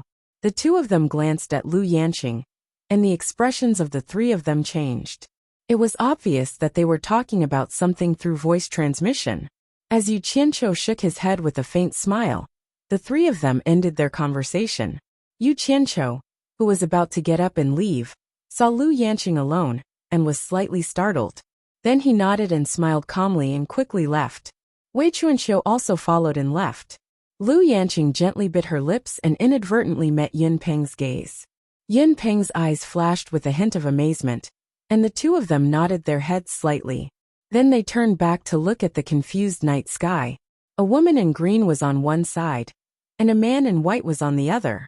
From that night onwards, the two figures on the rooftop were no longer alone. However, one of them was always on this side, while the other was on the other side. Every time they met, they would only nod and greet each other. Neither of them spoke a single word. The next day, the elegant Nongzhu brought 10 people with her. Each of them carried a large pile of printed leaflets to the central square of the fantasy immortal city to distribute. Nongzhu really couldn't figure out what Yu Qianqiu's brain was made of. Why did he always do such strange things? In the end, after a day, not only did they have enough of being rolled their eyes, they also had to squeeze out a smile to receive the rolling eyes and mocking remarks. The muscles on their faces almost stiffened from smiling. When they thought that they would have to live like this for 10 days, these people almost broke down. If it weren't for Yu Qianqiu, the torture envoy, holding the fort, everyone would have quit long ago. However, the effect of such an alternative publicity was huge. It more or less caused a sensation in the fantasy immortal city. The news of the World Commerce Company's opening in half a month quickly spread throughout the entire immortal realm. If this happened in the past, everyone would definitely be dismissive. Who would know who the World Commerce Company was? However, Yu Qianqiu's own little reputation, coupled with the sensation caused by the waterfall carvings and the tall building, brought an unimaginable effect to this publicity. The commotion made it seem like it was really going to happen. Bang! A table was smashed into smithereens. In the illusionary immortal city's Heartless Palace's branch, Heartless Palace's elder Feng Jiuru sneered repeatedly. This Yu Qianqiu really knows how to cause trouble. One thing after another, there's no end to it. Looks like he'll be a scourge sooner or later. Her disciple Sun Luan, who was also the branch leader here, looked at the smashed table and cupped his hands. Master, please calm down. It's just a mere Yu Qianqiu. There's no need to get angry over him. If you want to take care of him, you can do it anytime. Humph. Feng Jiuru glanced over coldly. Anytime? Then why can't you even put a few spies in the World Commerce Company? The moment you show your face, you get wiped out. Do you think he's easy to take care of? Just because he has Yin Peng and Wei Chuanxiu by his side. If the sex consecrators don't show up, even I can't do anything to him. Are you stronger than me? Sun Luan was speechless. He thought about how useless his position as a branch leader was. Because of the importance of this location, the sect had sent an additional elder to oversee it. Furthermore, this elder just had to be his master. His days were completely different from the other branch leaders, who lived comfortable lives in charge of an area. Sun Luan paused and squeezed out a smile. Master, isn't the World Commerce Company going to open for business? Why don't we buy it wantonly and force them to close on the same day? That way, Wei Chuanxiu and Yin Peng will lose face. Anyway, they won't dare to do anything to us. This is the good idea you came up with? Feng Jiuru snorted and then added heavily. Stupid. Our immortal world's #1 sect is playing with a small sect. It's like slapping our own face and adding glory to the other party. If you want to play, you should play with something worthy. Master is right. Please enlighten me, Master. Sun Luan smiled apologetically, but he was cursing in his heart. No matter what you say, you're right. I won't say it, all right? Feng Jiuru paced with her hands behind her back and sneered. What an ingenious idea. He actually left words on the waterfall, and even made an eye-catching skyscraper. If a sect leader took a fancy to the World Commerce's mountain, and wanted to exchange territory with them, so they issued a challenge, what do you think the outcome would be? Sun Luan's eyes immediately lit up. He clapped his hands and said, Master is wise. It would be even better if we challenge him on the day he opens his shop. With his deity transformation cultivation, he will definitely lose. But then he frowned and said hesitantly, Master, I'm afraid ordinary sects won't dare to do this, because Yu Qianqiu has Wei Chuanxiu and Yin Peng by his side. If they really did that, it would be the same as slapping their faces. These two experts definitely won't do anything on the spot, but the people who challenge him will definitely be afraid of revenge from these two. I'm afraid no one will dare to do this. Chapter 870. Don't boost the morale of others and belittle our own. Feng Jiuru sneered. My Heartless Palace has as many experts as there are clouds in the sky, the #1 sect in the immortal world. Let me ask you, who is more afraid of my Heartless Palace or those two loners? Sun Luan immediately flattered. Of course it's our Heartless Palace. If you really provoke our Heartless Palace, there will be no place for Wei Chuanxiu and Yin Peng in the immortal world. Provoke? Feng Jiuru murmured and said in a deep voice. The High Deacon has been provoked to the point where he can't find a place to vent his anger. If we can't even take care of Yu Qianqiu and attract the High Deacon's attention, then it won't just be Yu Qianqiu who will be in trouble. Both you and my disciple will be implicated. You know how terrifying the High Priest is. Sun Luan shivered when he heard that. He thought of that old man who had eyes like a hawk. Just a glance from him could make people shiver. Feng Jiuru's expression became firm and she ordered, Help me contact the sect masters of the 4 islands of Lake Light. Tell them to come see me as soon as possible. Tell them that I have a gift for them. Don't tell them what it is for now. Sun Luan said with a smile. These 4 poor sects don't have the money to establish a foothold in the illusionary immortal city. With the support of our heartless palace, they will be very willing to take over the territory of the World Commerce Association. Let's see who has the ability to snatch it. Disciple will go contact them now. The majestic myriad Saint Mountain towered into the sky. At the peak of the misty mountain, there was a simple and majestic palace called Myriad Saint Palace. The palace was cold and quiet. Very few people came to disturb them. Wan Ling, who was wearing plain clothes, lightly crossed the threshold and walked into the depths of the palace. She slowly walked to the steps in front of her and bowed. "Grandfather, are you looking for me?" On the cold and aloof sapphire stone platform, Wan Buosheng, who had white hair and a ruddy complexion, opened his eyes. A trace of kindness flashed in his clear eyes. He waved to the people below and said, "Ling, come up and talk to Grandpa." Wan Ling's face bloomed with a smile. She lifted her white dress and ran up to sit on Wan Buosheng's jade couch. Her long hair cascaded down like a waterfall. She held her head in her arms and looked at Wan Buosheng with a smile. "What does Grandpa want Ling to say to you?" In Wan Gu Tong, other than Wan Buosheng, only Wan Ling dared to casually sit on this jade couch. Even Wan Buosheng's son didn't dare to touch it.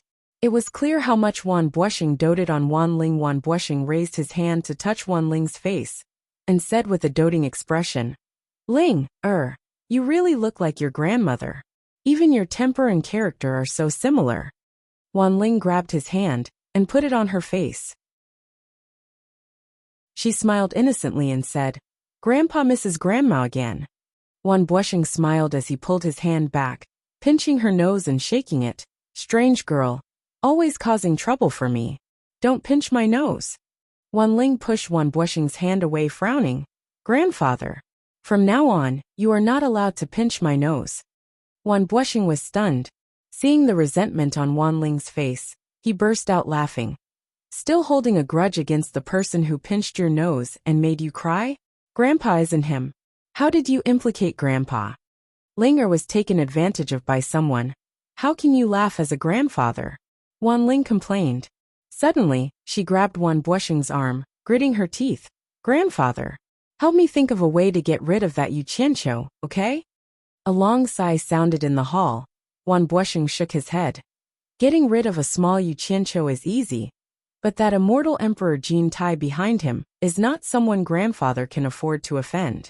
Grandfather is not his opponent. For the sake of our family, you have to suffer. The hall became silent.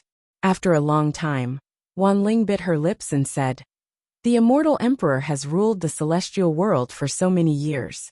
Is there no one who can challenge him and let him continue to rule? This is too unfair to the people of the celestial world. You can say this here, don't spread it outside." Wan Buosheng's expression became serious. Then he smiled and said, "Let's not talk about this.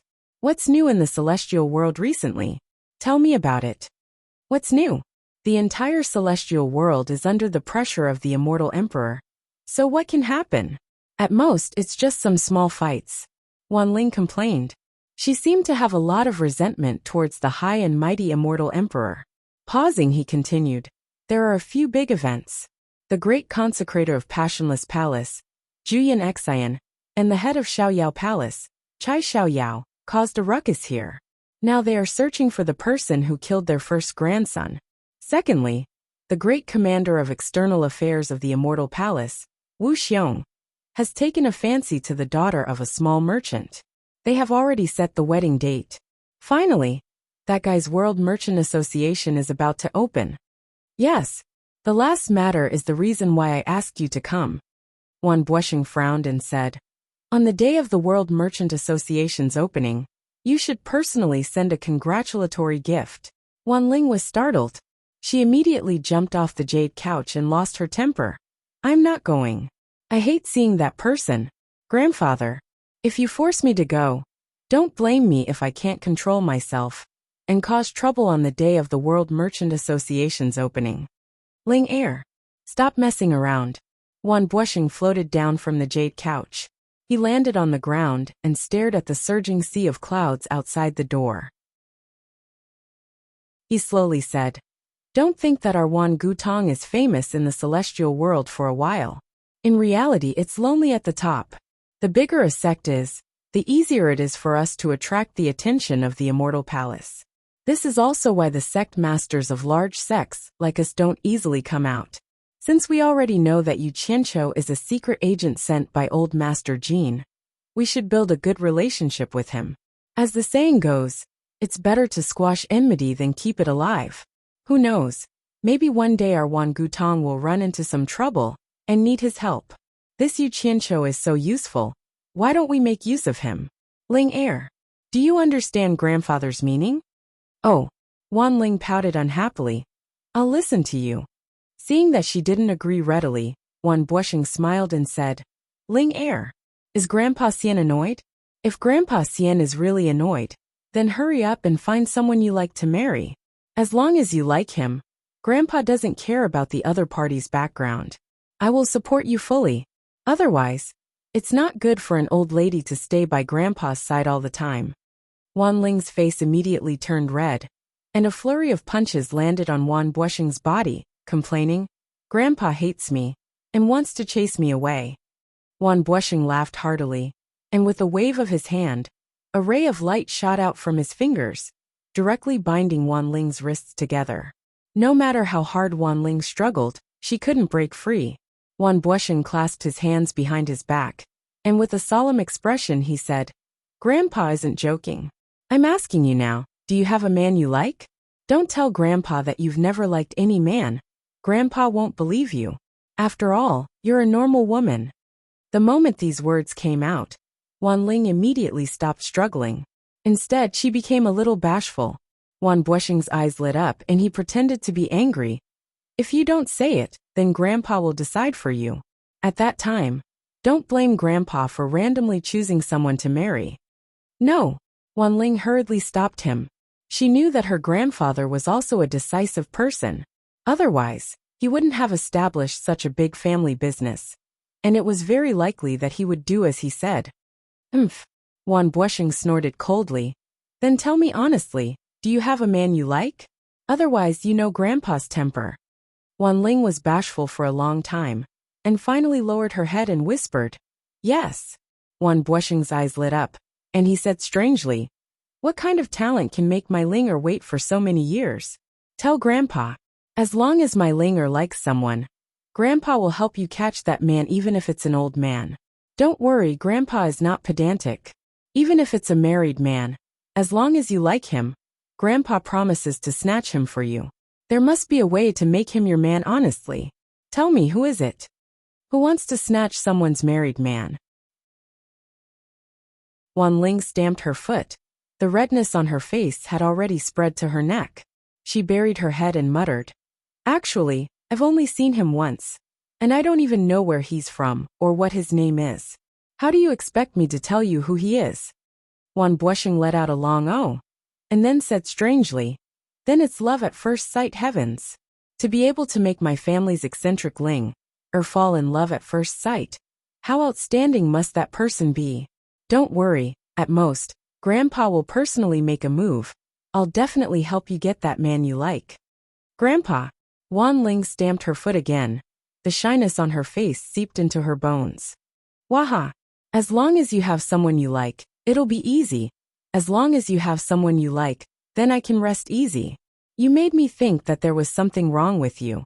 Wan Buosheng heaved a long sigh of relief, patting his chest. Tell Grandpa, when and where did you meet him? And what does he look like? As long as we have these few clues, with our Wan Gutong's influence, finding that person won't be a problem. Don't worry, Grandpa won't hesitate to use all of Wan Gutong's power to help you get him. Wan Ling's body trembled, biting her lip as she looked at Wan Buosheng.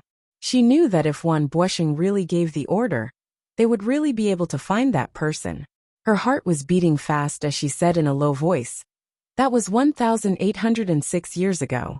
At that time Speaking to this point, she bit her tongue and stopped. Her expression became somewhat perplexed, as if everything that happened at that time had happened just yesterday. It was in a remote valley deep in the mountains. Wan Ling was passing by this place when she accidentally discovered a pond with rippling waves. Attracted by the clear water, seeing that there was no one around, she couldn't resist taking off all her clothes and jumping into the pond to play. Just as she was immersed in her emotions, she suddenly noticed that there seemed to be a person standing in the reflection of the mountain. Chapter 871. This discovery scared Wanling so much that she stood in the pool, not daring to move. She didn't even dare to raise her head to look. She hugged her chest and kept telling herself that this must be an illusion. When the rippling pool water finally calmed down like a mirror, she could clearly see that on the mountain peak reflected in the water, a man in white was standing elegantly on a tree. He seemed to be staring at her naked body in the pool water. Wanling was scared out of her wits and let out a shrill scream, scaring the birds in the mountain to fly away. After realizing that she was still naked under someone else's eyes, Wanling raised her hand and summoned the clothes on the shore to wrap herself up. She hid in the water and didn't dare to come out. She looked at the white-clothed man standing on the treetop with fear and trepidation. It was a man full of scholarly aura. His face was extraordinarily handsome, and his body was slender. In addition to the white robe, he completely looked like a scholar. Wanling had never been so naked in front of any man before. At this moment, she was extremely shy and scared. However, what was annoying was that although the man looked gentle, his skin was not ordinary thick. He stood on the treetop without moving and looked at her with a slight smile on his face. He didn't feel ashamed at all, as if she, Wanling, should be naked for him to see. Under the shame and anger, Wanling finally mustered up the courage to shout. "Where did this shameless person come from? Hurry up and leave. If you keep looking, this lady will gouge out your pair of thieving eyes." Perhaps her threat had an effect. The scholar on the treetop suddenly disappeared without a sound. Even with Wanling's cultivation, she didn't know how he left. Wanling, who was hugging her clothes and was about to flee, was looking around cautiously when she was suddenly startled. She didn't know when the scholar had appeared behind her. He was quietly stepping on the surface of the water and looking at her with a smile. "Ah!" Wanling, who was in the pool, immediately let out a frightening scream. The scholar looked at her with a smile and ignored her, letting her continue to scream. It was also impossible for Wanling to continue screaming. Once she stopped screaming, she wrapped the clothes around her chest with one hand and desperately waved her palm at the man to send out a ray of light. This palm strike could be said to have gathered all of her cultivation, but the scholar still stood there with a smile, completely ignoring her attack.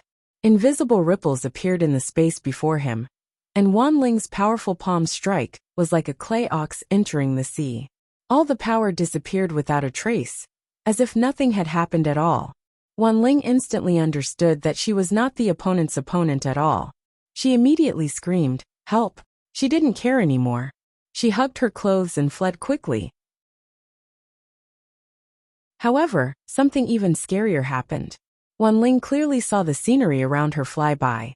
She didn't know how far she had escaped, but when she stopped, she found that she was no different from not moving at all. He was still in the pool, only that he had run out of the pool, and his feet were on the surface of the pool. In this way, the other party would be able to see his body more clearly. "Ah!" Wanling screamed crazily, as if she had seen a ghost. However, she was horrified to find that she couldn't hear her voice at all. The scholar opposite her walked over with a smile, raised his hand and pointed at her lightly.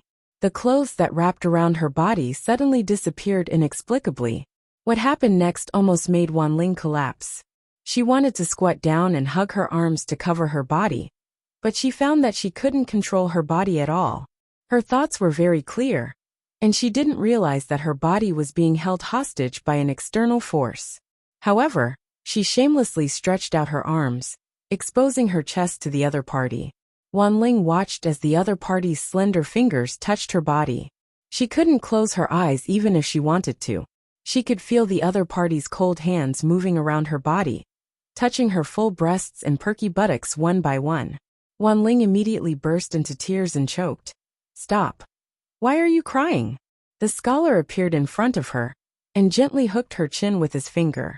He smiled faintly and said, "There are so many women who want to strip for me, but I don't care about them. You should feel lucky that it's a coincidence today." His voice was very pleasant to the ears, and his faint tone was filled with unquestionable confidence. It was as if everyone should bow down to him. As he spoke, Wan Ling's heart stirred. Her breathing quickened, and her heart thumped nonstop. The other party's deep and wise gaze was pressing in. Her chin was hooked up, and their lips were pressed together. The scent that belonged to a man made Wan Ling a little confused. The other party's lips were a little cold. Unknowingly, Wan Ling found that she had opened her lips, and their tongues were mixed together. She was actually a little infatuated with his nimble tongue. It was also at this moment that Wan Ling found that her body had regained its freedom, and she could move. She could have pushed him away, but she impulsively made a bold decision. She took the initiative to hug the other party, and kissed him passionately, hoping that the other party would take the next step. However, the other party seemed to be a little too rational. In this moment of passion, he actually slowly pushed her away, and told her with a smile, "We've only met by chance, so we should stop. It's enough that we've tasted it. The women I've kissed can hate me, but they can't be sad because of me. If we continue, I'm afraid you'll be sad." Wan Ling was also a woman who was used to seeing the world. She was just panicking before, but now that she had calmed down, she more or less realized that the other party didn't have any evil intentions towards her. So she boldly said, "In the immortal world, there aren't many people who dare to treat me like this. You've already treated me like this, so you have to be responsible for me." "Be responsible for you?" The scholar shook his head and chuckled. He looked at her luxuriant lower body and teased, "I don't think I've done anything excessive to you. It's just a hug and a kiss. And you actually want me to be responsible for you? You're making things difficult for me." Wan Ling bit her lips and said, "I don't care. I've never let other men see my body. You've seen it, and you've touched it, so you have to be responsible for me. Otherwise, I won't let you go." "What a big tone. You're actually threatening me." The scholar shook his head and chuckled. He turned around and said, "If you have the chance to know who I am, you'll naturally know that your request is too excessive." "Stop." Wan Ling hugged her chest and shouted, "A big man dares to take responsibility for his actions. If you have the ability, then tell me your name." The scholar turned around and smiled. "If I tell you my name, I'm afraid you won't be able to bear it. It's better if you don't know." At this moment, a golden light suddenly flashed in the sky. The scholar raised his head and looked. Then, without saying anything, he disappeared in front of Wan Ling. "Stop. Come back here. You haven't told me your name." "Shameless," Wan Ling anxiously shouted, but no one paid attention to her. She quickly took out a set of clothes from her storage bracelet and put them on. Then, she searched everywhere within a radius of a few hundred miles. However, from that day onwards, after 1,000 years, Wan Ling almost searched the entire immortal world, but she never saw the shadow of that scholar again. That scholar was like a mystery. It was as if what happened that day was like a dream. There was no trace of it. Only the cold touch of his lips was still fresh in her memory. It was also from that day onwards that scholar's shadow became the thing that haunted her.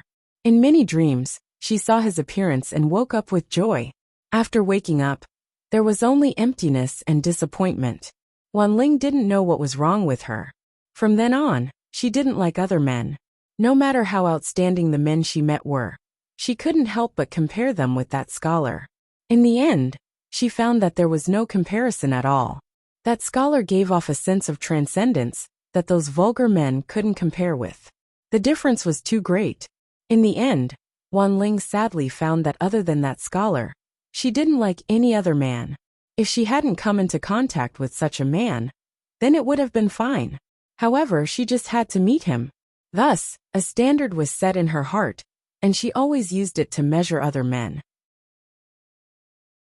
If she wasn't Wan Busheng's granddaughter, and was just the daughter of an ordinary family, she would have given up. However, she was Wan Busheng's granddaughter. She had enough bargaining chips. From then on, as time went by, Wan Ling gradually had a strange habit. She couldn't bear to see other men and women in love. If the love of the other party stimulated her too much, she would do something like snatching the love away. She had seduced other men more than once. After the other party broke up, she would kick the man she seduced, creating a lot of tragedies for others. This was why Wan Buoxing said that he was worried that she had a problem. Just think, how could a normal woman always do this kind of thing? Wan Ling had been playing other men in the palm of her hand all these years. In addition, with Wan Buoxing's support, it could be said that she had never suffered losses from other men. But unfortunately she met Yu Qianqiu. This guy was not easy to deal with. He was originally a rogue, and there was nothing he didn't dare to do. He never acted according to common sense, and he always used unscrupulous means to achieve his goals. Finally, he ruthlessly tricked Wan Ling, which made Wan Ling gnash her teeth in hatred. But there was nothing she could do. "Linger, why don't you continue?" Seeing that she was in a daze for a long time, Wan Buoxing finally couldn't help urging her. If he didn't solve the problem of his precious granddaughter's marriage, it would really make him anxious. Because some old guys had already asked him if his granddaughter had a problem. He almost couldn't get out of the situation several times. "I don't believe that he will never appear." Wan Ling bit her lip and woke up from her daze. After thinking about it, she still didn't want to tell the embarrassing story of her meeting with the scholar. She looked at Wan Buoxing and said, "Grandpa, let me find him myself. I believe that I will find him. If I find him, Grandpa, please help me." As she said that, she raised her wrists that were bound by the black light, showing a delicate and pitiful look. Chapter 872. The Four Links Chamber of Commerce, which had been in dire straits before, had now been refurbished, and the number of people working for it had suddenly increased. Nan Tianlong was going in and out of the entrance, welcoming and sending off guests from all over. The Four Links Chamber of Commerce had swept away its decadent trend, and business was abnormally prosperous. Everyone in the town knew. In fact, it wasn't just the people in the town.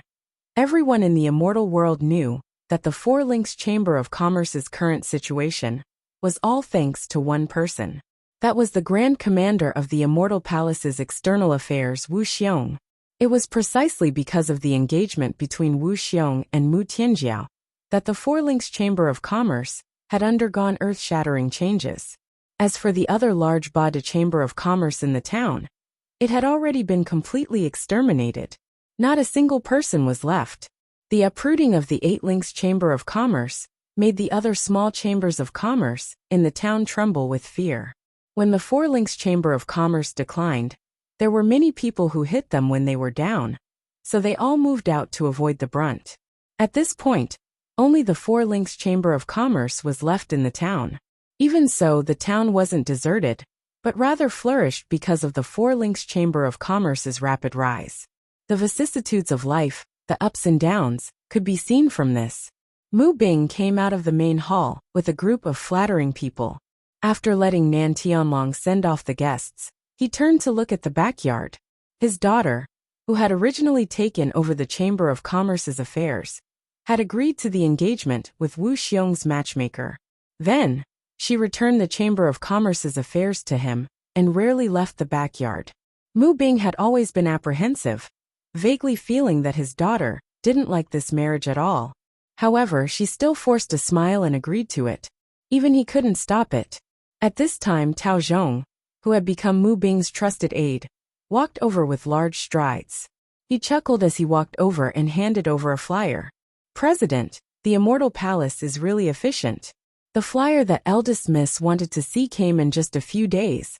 They said it was the original flyer that the World Chamber of Commerce distributed in hallucinatory Immortal City. Mu Bing took the flyer and glanced at its contents. He shook his head with a wry smile. This kid has been causing quite a stir in the immortal world recently. It can be said that he's in the limelight. He then waved his hand at Tao Zhong. "Go help Tianlong greet the guests. I will personally deliver this to you. If there are any unimportant guests looking for me, just tell them I'm not free today, and ask them to come back tomorrow." Not so long ago, when had the Four Links Chamber of Commerce ever had the qualifications to treat their customers like this? But the present was no longer the same. Tao Zhong smiled and cupped his hands. "Understood. I'll go right now." Looking at Tao Zhong's departing figure, Mu Bing stood silently for a while. This person was originally Mu Tianjiao's right-hand man, but now he had become her right-hand man. Mu Bing couldn't help but sigh as he turned around and walked towards the backyard. In the backyard, the plants were verdant and the flowers were delicate, attracting many butterflies and bees. As soon as Mu Bing walked in, he heard the sound of soil being shoveled from the dense nursery. He followed the sound and saw Mu Tianjiao squatting in the nursery with a small shovel to cultivate the soil for a rose that still had dew on it. Mu Tianjiao asked without raising her head, "Father, why are you here? Isn't it very busy outside?" Mu Bing glanced around and found that the originally barren nursery was now filled with roses. He couldn't help but curiously ask, "How did you fall in love with roses?" Mu Tianjiao gently smiled as she busied herself. "I accidentally heard Tao Zhong mention it and suddenly felt that I liked it, so I planted it. He said that roses are cold and drought resistant. They don't have high requirements for soil and are very adaptable. The worse the environment, the brighter they bloom, and they can compete with other flowers for fragrance. But there are also drawbacks. They don't like sunlight as much as some flowers. If there's too much sunlight, the petals will easily dry up and lose their luster." Mu Bing trembled as he looked at his daughter's attire. Her originally valiant and formidable-looking attire had now been changed into a woman's attire. His voice trembled as he asked, "Tianjiao, are you talking about yourself?" The small shovel paused for a moment before continuing. Mu Tianjiao lightly smiled. "Father, you're thinking too much. Flowers are flowers and I am me. How can we be confused? Now that the Four Links Chamber of Commerce's business is getting better, it must be very busy. Please forgive me for being unfilial. I want to be lazy before I get married. Please forgive me, Father." Are you blaming Father in your heart?" Mu Bing smiled miserably. "Yes, it's all because I'm useless. I have to rely on my daughter's life in exchange for the Chamber of Commerce's future. Tianjiao, if you don't want to marry Wu Xiong, then tell me honestly. Don't lie to me. I'd rather the Four Links Chamber of Commerce collapse than let you be unhappy for the rest of your life. I'm going to break off this marriage." The small shovel stabbed into the ground. Mu Tianjiao stood up and turned to Mu Bing with a smile. "Father, you're really thinking too much. If I didn't like it, why would I agree? Don't you know your daughter's temperament? No one can force your daughter to submit. Is it true?" Mu Bing stared at Mu Tianjiao. "Tell me if it's true. Don't lie to me." Mu Tianjiao didn't dare to look straight at him. She shifted her gaze and said, "Of course it's true." Suddenly, she saw the list in Mu Bing's hand and exclaimed softly, "What's that in Father's hand?" Mu Bing was startled, then smiled. "Haven't you always been paying attention to the World Chamber of Commerce's news? You said the rumors are unreliable?" As he spoke, he handed the list to his daughter. "This is what Tao Zhong asked Wu Xiong to send to protect you. It said that the World Chamber of Commerce distributed the original flyer in Fantasy Immortal City. You used Wu Xiong's men?" Mu Tianjiao's outstretched hand trembled slightly. Then she took the flyer and looked at it. On it was written, "Thanks to everyone's care, the World Chamber of Commerce will officially open on the 25th of this month. At that time, friends from all over are welcome to come and support us. World Chamber of Commerce's president cum sect master, Yu Qianqiu thanks." "It's fine to use Wu Xiong's men, right?" Mu Bing hesitated. A trace of helplessness flashed across Mu Tianjiao's face. She forced a smile and said, "Father, Wu Xiong's men are also from the Immortal Palace. When have you ever heard of a sect having the right to command the Immortal Palace's men? Wu Xiong sending people to protect us is his kind intentions, but we can't justify using the Immortal Palace's men. Since we've already done it this time, let's forget about it. However, I hope that Father won't do something like this again. Being able to borrow the power of the Immortal Palace is already enough for our Four Links Chamber of Commerce to develop. Don't go overboard, or you'll bring disaster upon yourself. You must know that the master of the Immortal Palace is the Immortal Emperor, not Wu Xiong. I hope that Father will remember this." Hearing his daughter's words, Mu Bing also reacted. He knew that this matter wasn't appropriate. If he angered the Immortal Emperor, even 10 Wu Xiong's wouldn't be able to protect him. Thinking about the possible consequences of this matter, he felt a lingering fear. On the side, Mu Tianjiao tilted her head to look at the flyer in her hand and faintly sighed. World Commerce's President and Sect Master Yu Qianqiu? I originally thought that our Four Links Chamber of Commerce was already developing fast enough. Who would have thought that this Yu Qianqiu has already established his own Chamber of Commerce in the psychedelic immortal city? I wasn't wrong about him. He's a capable person. Truly amazing. Haha. Don't worry. It won't be long before we can also buy our own mountain in the psychedelic immortal city and open our business. At that time, I'll add another 40 billion and register the Four Links Chamber of Commerce as a full-service Chamber of Commerce. We'll carry forward our Mu family's ancestral business. Mu Bing confidently patted his daughter's shoulder and said, "That fellow Yu Qianqiu's actions are all for show. It's just a gimmick to scare people. What can he do alone? If our Four Links Chamber of Commerce continues to develop at this rate, our business will only grow bigger and bigger. It won't be long before we surpass his world commerce. However, there's something I feel a little strange about." Mu Tianjiao, who didn't know what to say to her father, raised her head slightly and said, "What do you feel is strange about?"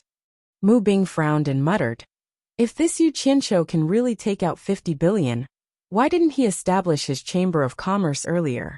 Why did he accept our Four Links Chamber of Commerce's employment and take the risk to enter the Divine Ruins realm? Do you think it's possible that he collected some rare immortal herb in the Divine Ruins realm and didn't give it to us? After he came out, he sold it for a large sum of money and then had the capital to establish the world commerce?" Mu Tianjiao looked at her father dumbfounded. Then, she lowered her head and forcefully folded the flyer in her hand. After calming herself down, she forced a smile and said, "Father, you have to know that even though 50 billion is a very large sum of money to us, let alone 50 billion, even 100 billion can't buy the Green-Winged Bat King and White Cloud Mountain Lord to follow us. These two early-stage Immortal Emperor experts can't be bought with money. So father, don't have that kind of suspicion towards Yu Qianqiu. Even if you do, don't mention it to outsiders." Hearing this, Mu Bing smiled awkwardly. "Hearing you say this, it seems that I've gauged the heart of a gentleman with my own mean measure. It's indeed not very likely. Daughter has interacted with him and carefully observed him. This person doesn't seem very proper. But he's an extremely capable person. When he's not paying attention, he's already using a series of methods. When he's not paying attention, he's already overturning the clouds and rain. Everything is within his control. This person will become a great person sooner or later. Unfortunately, I didn't succeed in roping him in. Otherwise, the future of our Four Links Chamber of Commerce would be even broader." Mu Tianjiao shook her head and sighed. "It's easy to raise 1,000 troops, but it's hard to find a good general. Our Four Links Chamber of Commerce's pool is too shallow. It's not enough for him to overturn the rivers and seas." Mu Bing frowned. "Tianjiao, I believe you if you say he's capable, but you're overestimating him too much. If he's really as powerful as you say, I'm afraid the first ones who won't tolerate him would be the big sects of the immortal world. Those big sects won't sit by and watch such a powerful person rise." This father of hers was sometimes clear-headed and sometimes muddle-headed, but most of the times he was muddle-headed was futile. No matter how much she explained, she could only pave the way. Mu Tianjia bit her lips and said, "Father, after all, I fought alongside Yu Qianqiu in the Divine Ruin realm. Now that his World Chamber of Commerce has opened, I want to personally send a congratulatory gift to congratulate him."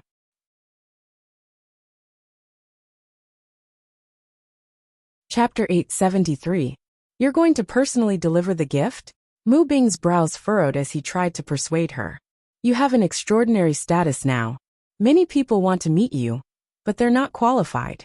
No matter how powerful Yu Qianqiu is, he'll have to behave himself in front of the Immortal Palace.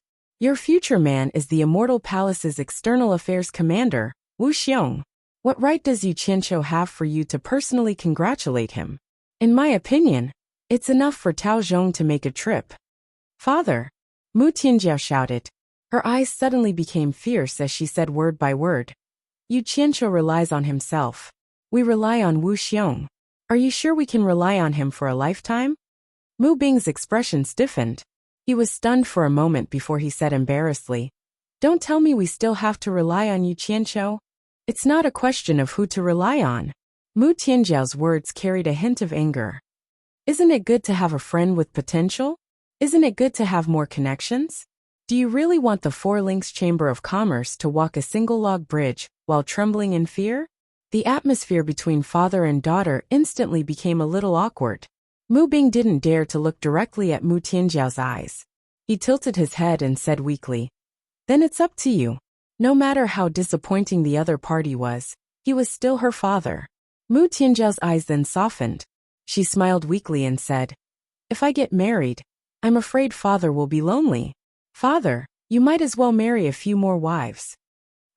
Mu Bing looked at her dumbfounded. There was actually a daughter, who told her father to marry a few more wives. "Father, don't misunderstand. I don't mean anything else." Mu Tianjiao smiled and explained, "I believe that the Four Links Chamber of Commerce's family business will grow bigger and bigger. No matter how big the family business is, it needs someone to inherit it. Father, why don't you help me give birth to a few younger brothers and sisters?" She had completely lost hope in her father. The reason why she persuaded her father to remarry was because she hoped that one of her younger brothers and sisters would appear. She could also take advantage of her position as Wu Xiong's woman to support him.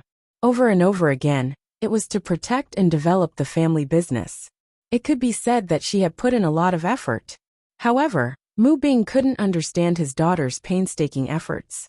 He was too embarrassed to discuss this topic with his daughter, so he found an excuse to run away. Mu Tianjiao looked at her father's back as he left. She stood alone in the courtyard, desolation creeping up her face. Actually, she was not willing to marry Wu Xiong. She was also a proud and arrogant woman. Although the immortal palace was strong, she did not want to live under someone else's roof. She would rather rely on her own hands to revitalize the family business. What others gave her was not as comfortable as what she had earned with her own hands. Most importantly, he didn't have any feelings for Wu Xiong at all. But since Wu Xiong had already sent someone to propose marriage, what qualifications did her tiny Four Links Chamber of Commerce have to refuse? The consequences of refusing would be a disaster for the Four Links Chamber of Commerce. In the face of this sudden change, the strong pressure made Mu Tianjiao unable to resist at all. It would have been fine if she was alone, but she couldn't let go of her family at all. Her mother had sacrificed herself for this family. She had to protect this family no matter what.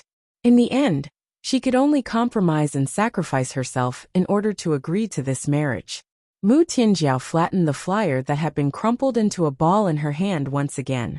She looked at the handwriting on it and bitterly smiled as she muttered, "Since Wu Xiong took a liking to me, that means I have some good points. But why is it that when I shamelessly confess to you, you don't feel anything for me at all? No matter how strong I am, I'm still a woman. Is it wrong to want to find a man I like to shelter me from the wind and rain? You said you only want to be a free wandering cultivator, but you single-handedly created the World Chamber of Commerce. You big liar, how can I endure this? The World Chamber of Commerce, the world. Aspire to the world. What a great ambition. But why can't it accommodate a weak woman like me?" The entire immortal realm was divided into a total of 13 immortal provinces. 12 of these provinces were each presided over by 12 immortal monarchs. The immortal province where the illusionary immortal city was located was called the Immortal Bestowal Province. It was the largest of the 13 immortal provinces and was personally presided over by Immortal Emperor Jin Tai. The name of the province implied that Immortal Emperor Jin Tai had bestowed the immortals of the immortal realm. The Immortal Bestowal Province had an immortal paradise called the Paradise Immortal Realm. The Paradise Immortal Realm was vast and covered in mist. There were countless plants and monsters, immortal grasses and immortal beasts, all over the vast mountains and lofty ridges. The misty mountain range was filled with numerous experts of the immortal realm. It was the place with the highest concentration of top experts in the entire immortal realm. If outsiders wanted to trespass this place, they would simply be courting death. The mountains of the Paradise Immortal Realm slowly arched up from all directions towards the center. In the misty immortal mist, there was a majestic scene. There were immortal birds circling in the sky. There was purple mist coming from the east, and there was an aurora that shrouded the place. Even in the middle of the night, this place was still a place that never slept. A domineering aura that shook the hearts of the people was vast and mighty. For some reason, the central peak of the Paradise Immortal Realm was split into two near the top. One section was like a crouching tiger and a coiling dragon that still stood tall on the vast earth, while the other section, which was dozens of miles in circumference, suddenly floated in the air. In the cloudy sky, a magnificent golden palace was faintly discernible. This was the famous Immortal Palace, the residence of immortal Emperor Jin Tai. It was built on the floating mountain peak. Golden streams of light flashed in and out of the lingering clouds and mist. This magnificent palace silently deterred the entire immortal realm, making all living beings in the immortal realm submit to it. On the secondary peak next to the main peak, there was a newly built palace.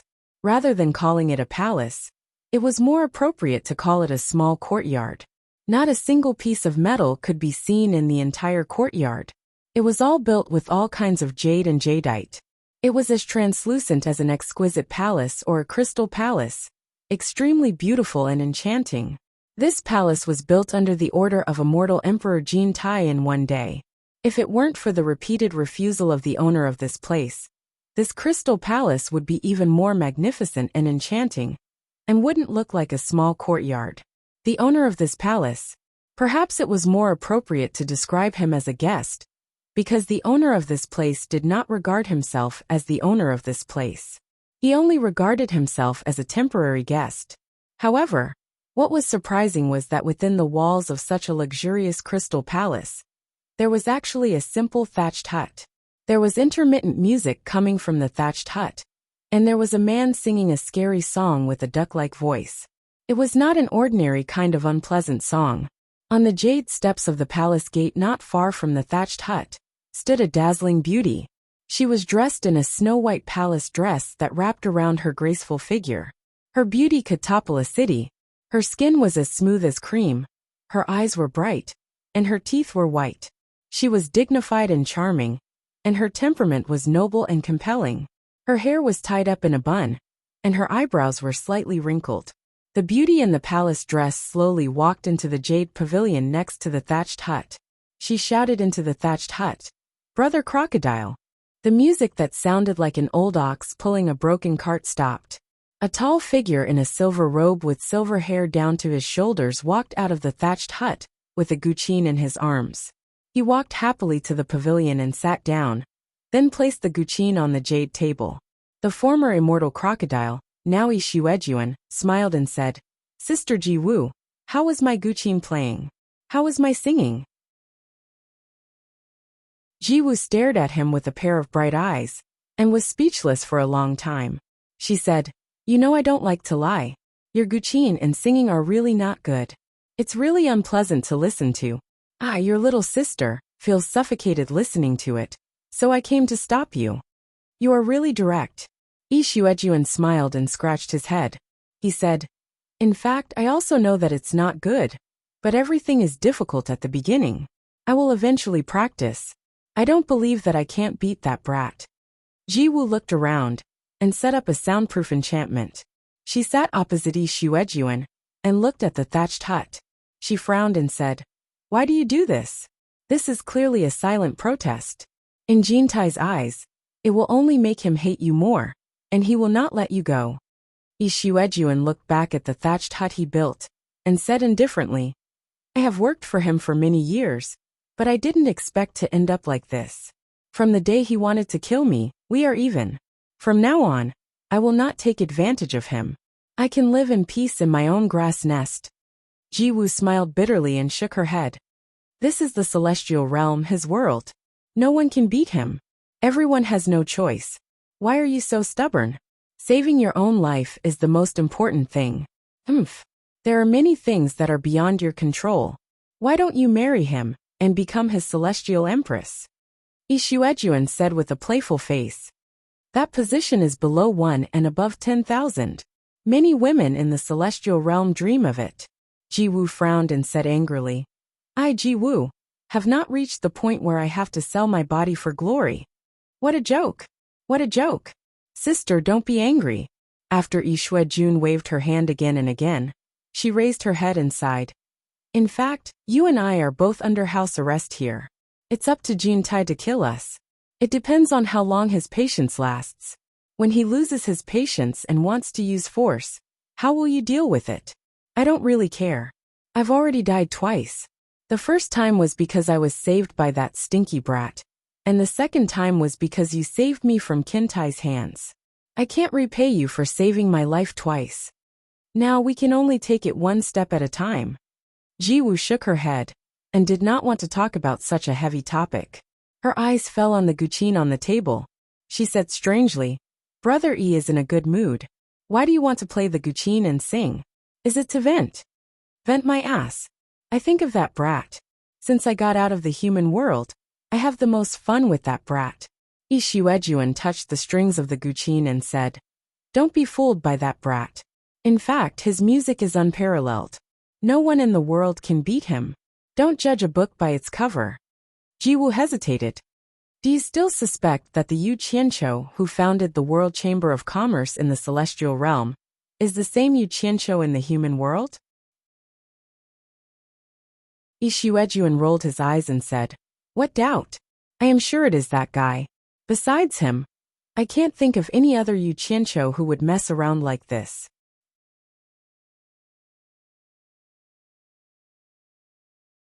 Chapter 874. Maybe it's just the same name.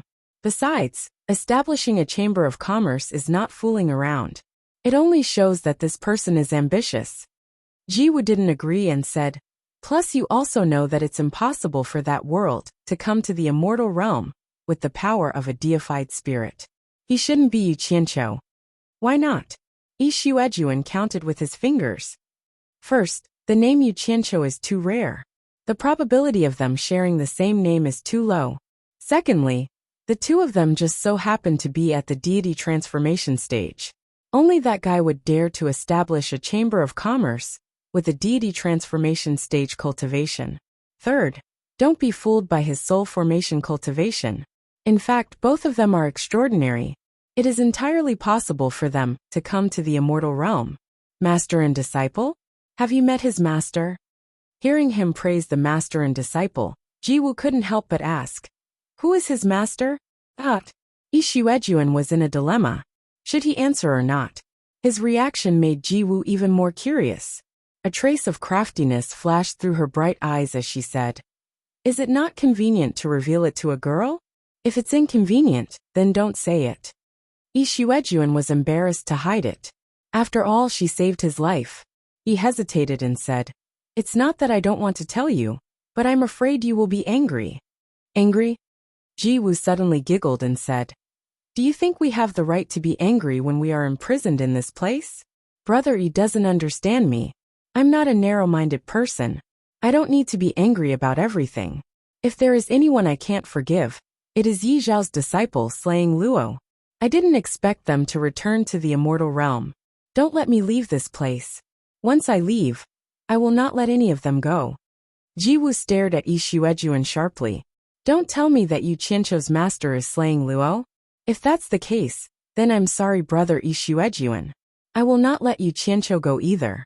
As long as it's someone from the Rakshasa faction, I won't let a single one of them go. The resentment in her words was so deep that it was unforgettable.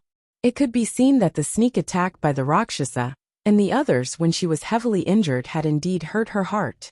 Shuejuan waved his hand and said, Sister, don't misunderstand. Yu Qianqiu's master is definitely not Rakshasa. Rakshasa is not even qualified to carry his master's shoes. Jiwoo was surprised. She asked suspiciously, Yu Qianqiu has such a powerful teacher? Could he be one of the 12 great immortal monarchs of the immortal world? That's not right. I have no enmity with the 12 immortal dukes, so there's no need for me to be angry over them. Actually, there's no harm in telling you. I just hope that you can keep it a secret. After all, Yu Qianqiu is my benefactor. I don't want to hurt him, said Shuejuan with a bitter smile. Jiwoo nodded curiously as a form of assurance. Shuejuan knew that she was a person of her word. Without hesitation he said slowly, In fact, you have met his master and fought with him. His master is the one who seriously injured you in the Heaven and Earth universe formation. Bai Changchun, Ji Wu exclaimed in shock. His master is the Bai Changchun who challenged the Emperor of the Underworld in the Underworld world. Thinking of the green-robed elder, she still had lingering fear. The majestic fighting spirit contained in that thin figure made people respect and fear him. He was really a character. In the Heaven and Earth universe formation, the scene of 4 middle-stage immortal emperor experts fighting him together was still vivid in Ji Wu's mind. Yes, he is Yu Qianqiu's master. Heir Xuejuan sighed with a complicated expression. From the first time I saw him, I knew he was a belligerent, but he did have some extraordinary abilities. I didn't expect him to be so crazy that he had the courage to challenge a terrifying character like the Emperor of the Underworld. He was seriously injured by the Emperor of the Underworld, but he still managed to escape. The Emperor of the Underworld has lost face this time. This Bai Changchun has undoubtedly shaken the authority of the Emperor of the Underworld, letting the people in the Underworld know that the Emperor of the Underworld is not invincible. I'm afraid the old monsters in the Underworld will be restless. The Underworld will be in chaos. Ji Wu was speechless. She really didn't expect that the master of the guy she didn't even want to look at was actually Bai Changchun. Her master had seriously injured her, and his disciple had saved her life at a critical moment. What was this? But now she believed Heir Xuejuan's words, that Yu Qianqiu might really be the current Yu Qianqiu in the immortal world. Brother Heir, you don't have to look at me like that. Ji Wu shook her head and smiled bitterly. Come to think of it, that guy also saved my life. His master is his master, and he is him. I'm not so narrow-minded as to blame his master's wrongs on him. Since he came to the immortal world and saved our lives, shouldn't we send a congratulatory gift to him now that his World Chamber of Commerce is about to open? You want to send him a congratulatory gift? Heir Xuejuan was a little speechless. He remembered that Yu Qianqiu touched Ji Wu's buttocks when she was unconscious. If Ji Wu knew about it, she would rather let Luo Sha and the others go than let Yu Qianqiu go. Ahem. Don't send a congratulatory gift. If the two of us send a congratulatory gift, I'm afraid it will immediately attract Jin Tai's attention. That will hurt him. Heir Xuejuan quickly stopped them. Ji Wu was molested in front of him, and he felt bad. If Ji Wu gave a gift to the person who molested her, Heir Xuejuan would not be able to bear it. So, he quickly found a reasonable reason to stop them. As for the matter of Ji Wu being touched by Yu Qianqiu, Heir Xuejuan decided to keep it to himself. He must not tell anyone. Otherwise, Ji Wu would fall out with him. Every time he thought of this, Heir Xuejuan gritted his teeth. That kid did something shameful, and I have to take the initiative to cover it up for him. Ji Wu nodded slowly when she heard the words. Brother Heir is thoughtful. That will indeed hurt him. Heir Xuejuan was speechless.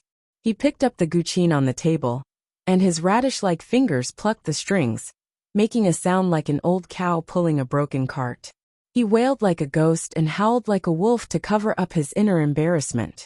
I have a flower planted in my heart, budding and waiting to bloom. Day and night, I eagerly await those who have the heart to come to my dream. The hoarse voice, coupled with the ghostly howl, immediately made Ji Wu's expression change. She immediately got up to leave. Although Heir Xuejuan's singing was terrible, the lyrics were still very clear. Every word was enough to make people tremble. When Ji Wu heard the lyrics clearly, she became absent-minded in an instant. She actually patiently listened to it. As she listened, Ji Wu was a little absent-minded along with Heir Xuejuan's ghostly howl. She muttered, After love, you know the importance of love. After getting drunk, you know the strength of wine. Flowers bloom and fade in the end. Fate does not stay, like the spring breeze that comes and goes. Women are like flowers in a dream. After the song ended, Heir Xuejuan found that Ji Wu was actually listening to him seriously. He immediately said in surprise, Sister Ji Wu, what do you think?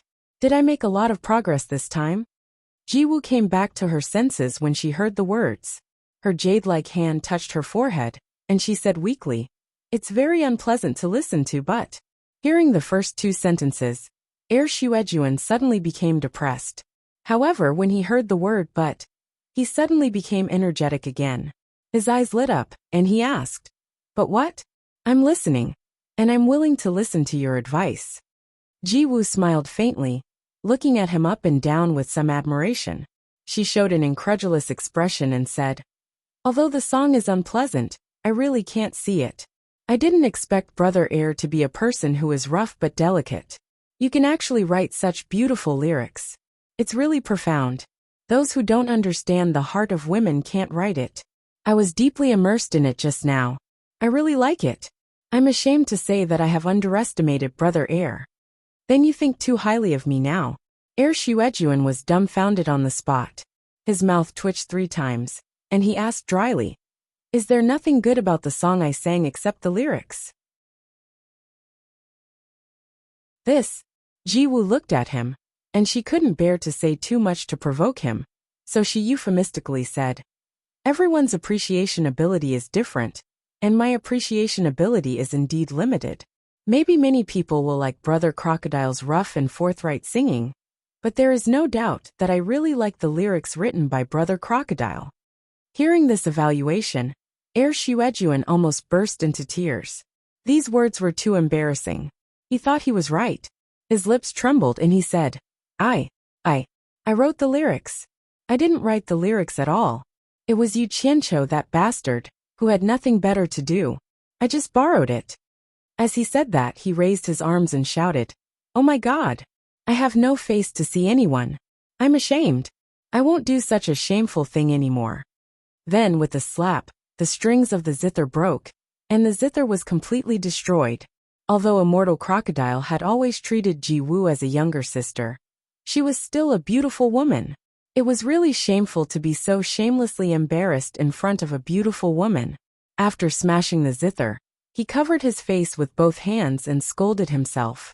Ji-woo bent down to pick up a string, straightened it in her hand and murmured, "I have a flower. The fragrance of the flowers fills the branches. Who will sincerely seek its traces?" Immortal Crocodile put down his hands and said in surprise, "What did you say?" Ji-woo was startled, and then said with a smile, "I said I couldn't tell, but I didn't expect Yu Qianqiu to be such a talented guy." Sigh. Immortal Crocodile used both hands to push his messy silver hair to the back of his shoulders, shook his head, and smiled bitterly. "Not just you, I have been with him for so long, and I can't tell. That time, after he was forced to show a little of his skills, I realized that this guy actually knows how to play with the instruments that women play with. But you don't say, even I, who don't understand music, think that the kid is really good at playing and singing. It's like the sound of heaven." At that time, I heard people say that he made a few songs, and each of them is a masterpiece of the world.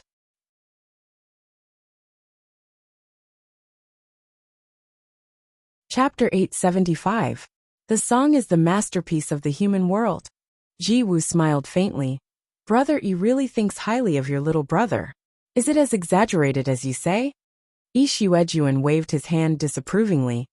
"Anyway, I have never heard such a beautiful song, but I can't help it if you don't believe me. Anyway, I can't say anything about this nonsense." He was too lazy to explain, but Ji-woo seemed to be very interested. She wanted to get to the bottom of it. She smiled and said, "You and I have nothing to do. Why don't we have a chat? By the way, you said that Yu Qianqiu was forced to show his skills. What happened? Could it be that he could be forced to play the zither and compose the song?" "AI. It's not the kind of coercion you said. It's like this." Yi Shuejuan still had a little conscience. He did not expose all of Yu Qianqiu's secrets. He only told the story of the day in Lingfang Valley, a love triangle story about Yu Qianqiu, Lu Yanqing, and when Lanfeng was talked about by him in his free time.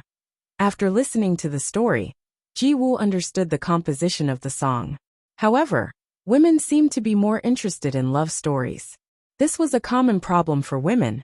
She said suspiciously, "You mean that the woman named Lu Yanqing is the most beautiful woman in the world, and Lu Yanqing fell in love with Yu Qianqiu and expressed her love to him, but Yu Qianqiu politely refused?"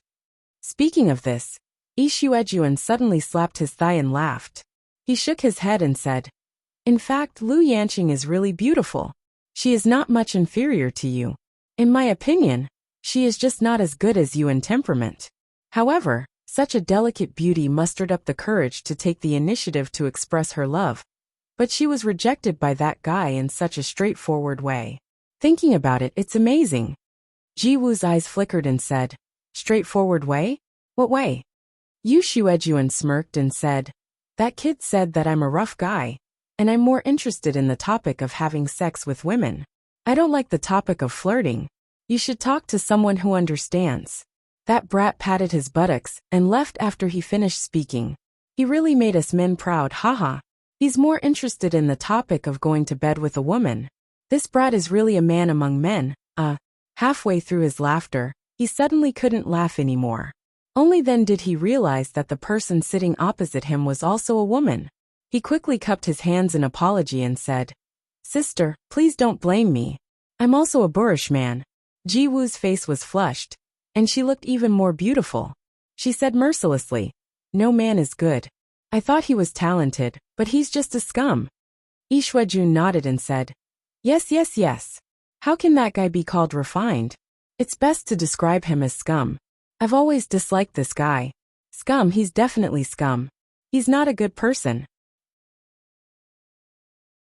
However, even though Ji-woo scolded him, she asked, didn't you say that several of his songs in the human world are masterpieces? Even if you don't know how to sing them, you should remember the lyrics. Since we have nothing to do, why don't you read it to me? I really can't read this. Immortal Crocodile scratched his head in embarrassment and said, I happened to be there just now. Because that kid's performance was so good, I couldn't help but remember it. The other masterpieces, and so on, are all from other people. I haven't heard them before, so I don't know if they're good or not. I see. Ji-woo smiled casually, but there was a hint of disappointment in her bright eyes. Because the World Chamber of Commerce in Fantasy Immortal City was about to open, the preparation work became heavy. However, there were still some clues. Under Sikongju's suggestion, Yu Qianqiu sent Sikongju back and replaced him with his junior, Jing Yuankong. This was because when Im Baikong was alive, Jing Yuankong was the main person in charge of the World Chamber of Commerce's business, while Sikongju was mostly in charge of external affairs. In terms of business management ability, Sikongju was indeed inferior to Jing Yuankong. After Jing Yuankong arrived, with Yu Qianqiu's full trust, he immediately adjusted the World Chamber of Commerce's operations in an orderly manner and started training the staff. As a result, the conference room on the 21st floor had a few meetings almost every day. Yu Qianqiu also learned like a good student, and the teacher was naturally Jing Yuankong. After a few business talks, everyone felt a little emotional. It was no wonder Im Baikong could support such a huge World Chamber of Commerce in the human world. He was indeed good at doing business. However, Jing Yuankong told everyone that these were just some superficial things. Doing business was actually a very systematic knowledge. Experience was the foundation. Things that were too complicated were useless just by talking about it. Everyone had to integrate into it and put it into practice. Yu Qianqiu also didn't expect everyone here to become experts in making money for the World Chamber of Commerce. After all, the opening day was not far away. He mainly let Jing Yuankong teach everyone some business rules and instill the attitude that the customer is the immortal emperor. They shouldn't be used to being the overlord of a region and fight with the other party because they couldn't take it lying down. That would be a mess. Thus, Yu Qianqiu specially arranged for them to practice on the spot. One side would act as the bullied seller, while the other side would act as the purposely difficult buyer. Wei Chuanqiu, who had always been following behind Yu Qianqiu, understood these people after a period of time and gradually felt that it was strange. He realized that although the people Yu Qianqiu recruited didn't seem to have much of a cultivation, they were all experts who could stand on their own. In terms of ability, they were definitely not the same cultivation disciples of the large sects or aristocratic families in the immortal world could compare to. If it wasn't for the fact that these people's cultivation were a little lacking, their ability to handle matters would definitely be comparable to some sect masters. They were all extremely slick and had very strong minds. They weren't like those itinerant cultivators who lived cautiously in the immortal world. No matter how you looked at them, they were all seasoned veterans. Especially after attending a few of Jing Yuankong's lessons, he felt that it was even more outrageous. This was simply a veteran who had experienced many battles in the business world. With such rich business experience, any sect would fight to have such a talent. Why was it a soul formation initial stage itinerant cultivator? Why would such talents flock to the World Chamber of Commerce? Wei Chuanqiu couldn't figure out the reason, no matter how he racked his brains. He could only lament that there were indeed many outstanding people in the wilderness. No wonder the top experts in the immortal world were often itinerant cultivators and itinerant immortals. On the 25th of the month, the day that everyone anticipated the grand opening of the World Chamber of Commerce had finally arrived. The reason why everyone was looking forward to it wasn't because they wanted to show their support, but because they wanted to watch the show. Everyone seemed to have a premonition that the grand opening of the World Chamber of Commerce would definitely be a show to watch. And today's World Chamber of Commerce was indeed very lively. Because Yu Qianqiu's beliefs from his previous life were deeply ingrained, he really liked the festive feeling of a grand opening. He felt that red should be used today, a good beginning. Thus, long red banners hung down from the top of the World Chamber of Commerce's building. On the banners were some auspicious words to welcome guests from all over the world. As for sects that he was familiar with like Wangu Tong and Mythical Fire Palace, Yu Qianqiu went to visit them a day in advance. He shamelessly begged them to send a long red banner to congratulate him. Wan Gai and the others were rendered speechless by him. They had never seen such a thing before. However, they weren't forcing people to do something, so they all reluctantly sent a banner according to his request. Yu Qianqiu naturally accepted it with a chuckle. He then ordered people to hang the red banners of these large sects in the most conspicuous places of the building to show off their connections. Everyone in the World Chamber of Commerce was forced by him to wear a big red flower on their chests. He himself took the lead and put on a bright red robe. He stood at the door like a bridegroom, cupped his fists and smiled as he welcomed the guests. On the two sides of the door stood 8 people with big red flowers on their chests. They smiled awkwardly as they welcomed the guests. Even Wei Chuanqiu wasn't exempt. However, Wei Chuanqiu felt that the big red flower on his chest wasn't pleasing to the eye.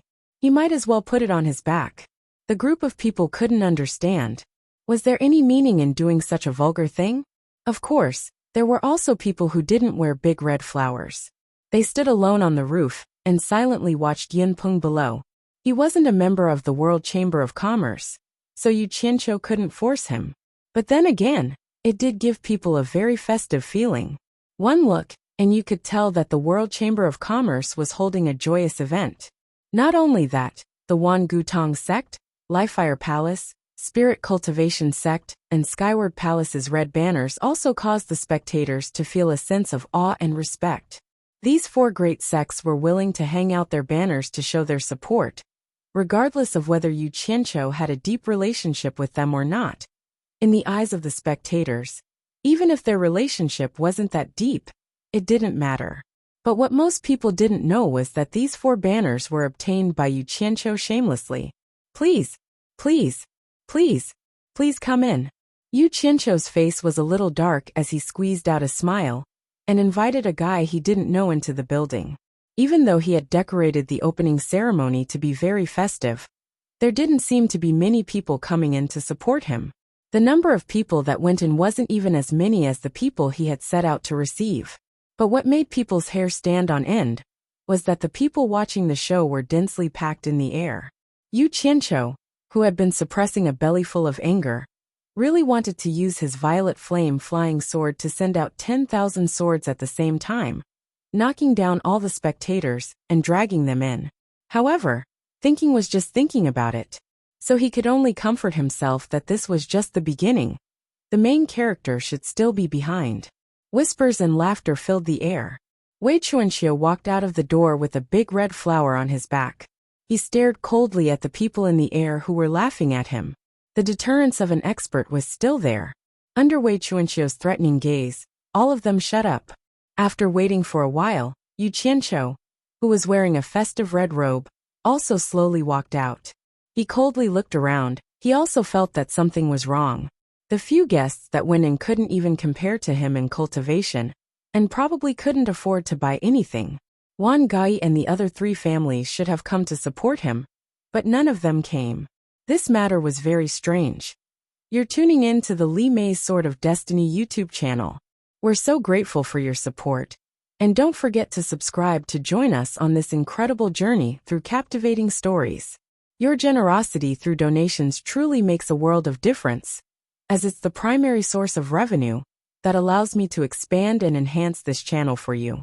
Thank you from the bottom of my heart for being a part of this adventure.